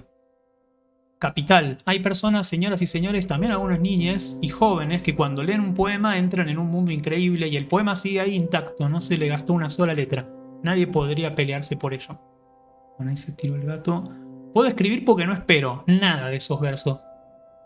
Tengo la libertad del mundo para jugar a ser poeta y que estos sean buenos, porque no, quizá no lo sean, a quién le importa, o sea, todo va a terminar en el océano. Acá está Juane. Quiero decir que es probable que las prácticas artísticas hayan tenido como fin principal, por raro que fuere, ocupar el tiempo, ocuparlo del modo más absorbente, más pleno, con menos culpa, con más justificación, ocuparlo para la eternidad. Pero dentro de la vida cotidiana del artista se diría que esto equivale a poner el arte en el mismo plano que sacar palabras cruzadas o mirar televisión. De acuerdo, ¿qué tiene de malo? Una vez hablé sobre el libro que le voy a hablar ahora a Juane y en una fiesta nos encontramos con el autor. El libro es El Aleph engordado y el autor es Pablo y Juane me lo quiso presentar y dice, él es mi amigo que habló de tu libro. Bueno, fue muy, muy mala su introducción. El libro se hizo muy famoso por después tener el juicio y traerle muchísimos problemas al autor de parte de María Kodama. Y parte de tomar el cuento El Aleph de Borges y transformarlo en una novela, introduciendo párrafos extra, palabras y pequeñas cosas que lo engorden. Algo que, por cierto, vamos a ver ahora, es algo que también resolverían muy bien estos modelos. Hay un momento clave en El Aleph en donde empieza en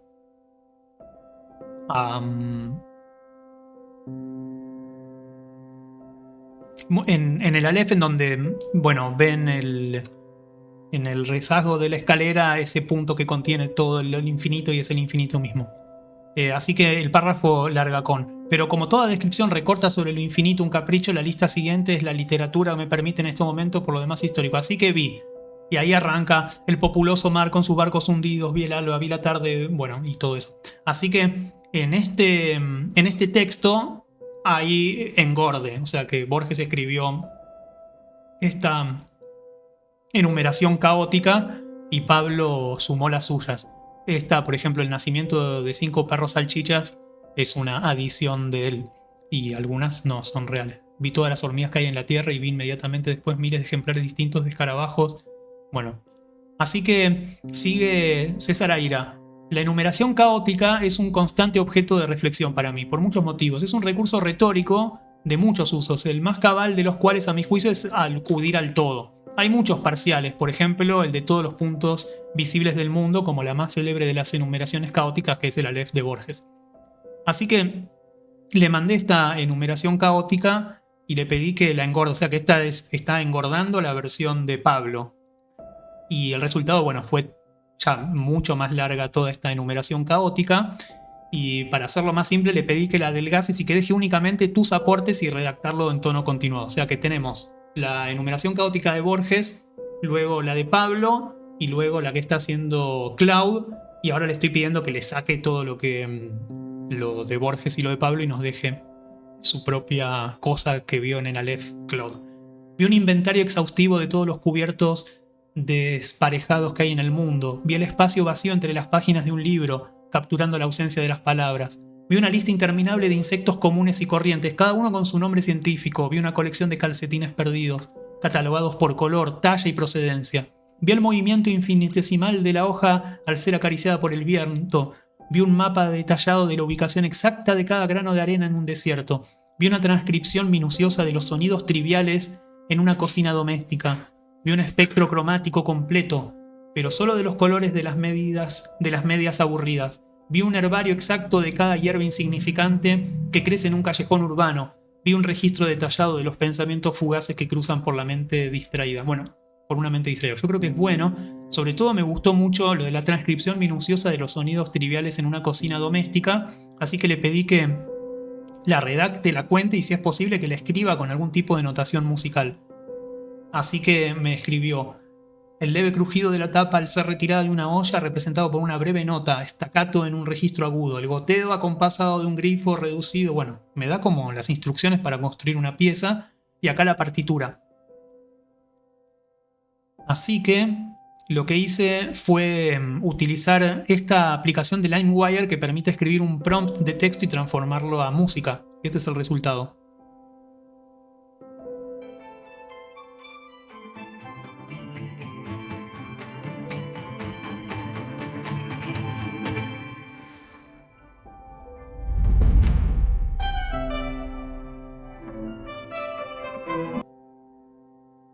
Y ese es el otro.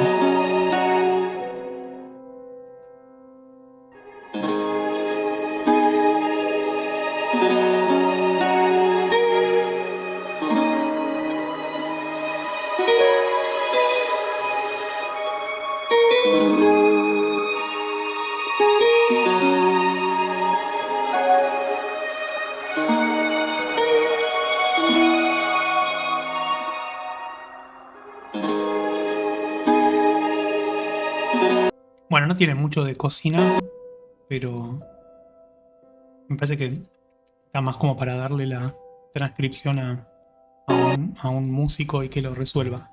Bueno, sigue César. Indeterminación y azar. En John Cage, por ejemplo, son contrarios. La indeterminación le deja algunas o todas las decisiones al intérprete. En cambio, si se usa el azar para componer, el resultado queda determinado de manera más precisa. Y para eso se usó el azar, justamente para tener una determinación y tenerla especialmente precisa, por indiscutible que no hay nada que discutir. El azar puede emplearse en la literatura. ¿Hay otra cosa que emplear? La indeterminación no, porque no hay intérprete. El lector no es un intérprete. Hay otro libro de Pablo que se llama ¿Qué hacer?, que es muy bueno porque cada uno de los capítulos es como que resetea, inicia y se reescribe. Y cuando empecé a utilizar y hacer algunos experimentos me encontré con algo que él de manera humana me parece que realizó. Como que va describiendo una misma situación y la misma situación es, bueno, es la ruina, pero después se los paso. Está como dentro de lo que es la historia de los software que sirven para escribir, este experimento de Bill Chamberlain y que con Thomas Ether hizo un software que se llama Racter. Acá está el software de 1985 y se veía como una conversación, pero la idea era como que vos estabas coescribiendo una historia a partir de una entrevista. Muy parecido al tipo de cosas que estamos viendo, ¿no? Y empieza entonces a proponer como un diálogo muy preestablecido, no es que está navegando en una... en una base de datos infinita, sino que bueno, están preestablecidos algunos caminos y algunas ramificaciones y tus respuestas van disparando otras respuestas. Y dicen ellos que con este software construyeron el primer libro escrito por una computadora. que se llama La barba del policía está construida por la mitad.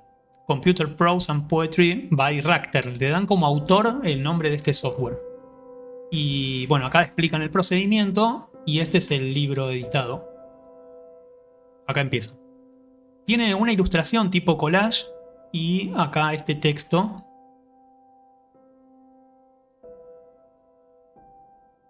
Después se los voy a compartir, es el primer libro escrito mediante un software.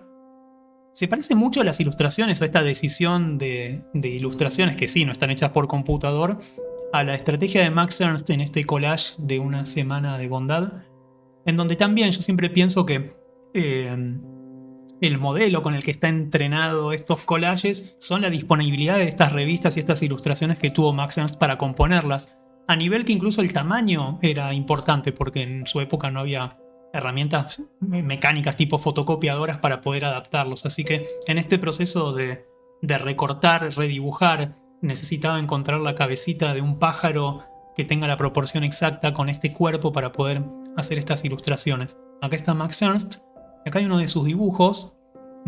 Sigue César Aira diciendo: siempre el dibujo hecho por otro parece mejor que el hecho por uno, lo cual pone entera de juicio la cuestión de la calidad del dibujo. ¿Qué es lo que se aprecia? Una cierta velocidad, se aprecia una cualidad de la mano en su conjunción feliz con el ojo y la mente, cosa mental, pero eminentemente física. Tan física que ese dibujante admirado es otro que él mismo, pero además ser lo que es. Hay un dibujo de Max Ernst. Del dibujo que ha hecho uno mismo se conoce la historia, aunque haya sido hecho con un automatismo. Y esa historia vuelve pesado al dibujo, le quita liviandad divina de lo que aparecería como una representación pura. Dibujos hechos en la oscuridad. Y para terminar entonces esta última recorte de César Aira. El procedimiento definitivo será el que permita hacer arte automáticamente, dándole la espalda al talento, la inspiración, las intenciones, los recuerdos, en una palabra, a todo ese siniestro bazar psicológico burgués. Es la salida al fin de la individualidad, lo que hace posible que el arte sea hecho por todos y no por uno. Así que, para terminar con algún tipo de interacción, podemos utilizar esto y los invito a que escriban en el chat de YouTube un galimatías del tipo, ahora les muestro, de este tipo. Y yo se los traduzco a texto. Y con el primero que salga, terminamos esta emisión. Podemos ponerle también este comando que sea no baladí. Y podemos subirle también la temperatura. Temp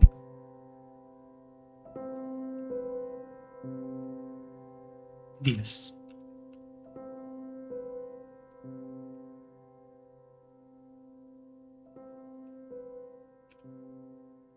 Bueno, ahí estamos viendo que llega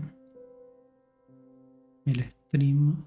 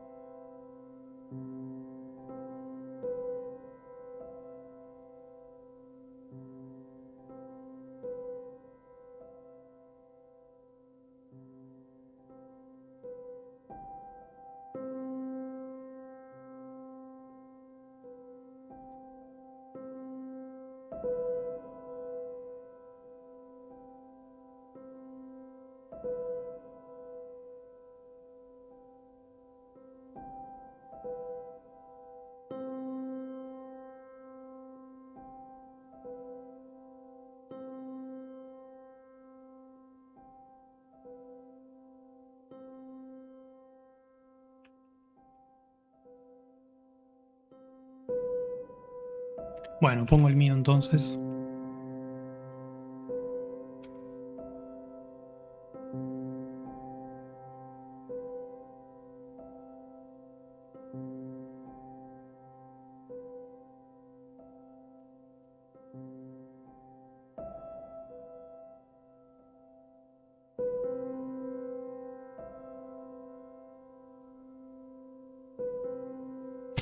Bueno, terminamos entonces con un network error. Les agradezco a los que aguantaron hasta acá. Sé que es rarísima esta clase y no sé qué tan útil puede ser, pero yo disfruté no disfruté de esta deriva. Les prometo igual una clase 8 que tenga cierta redondez y los itinerarios más clásicos de esto que estoy intentando hacer. Bueno, les agradezco mucho. Nos vemos.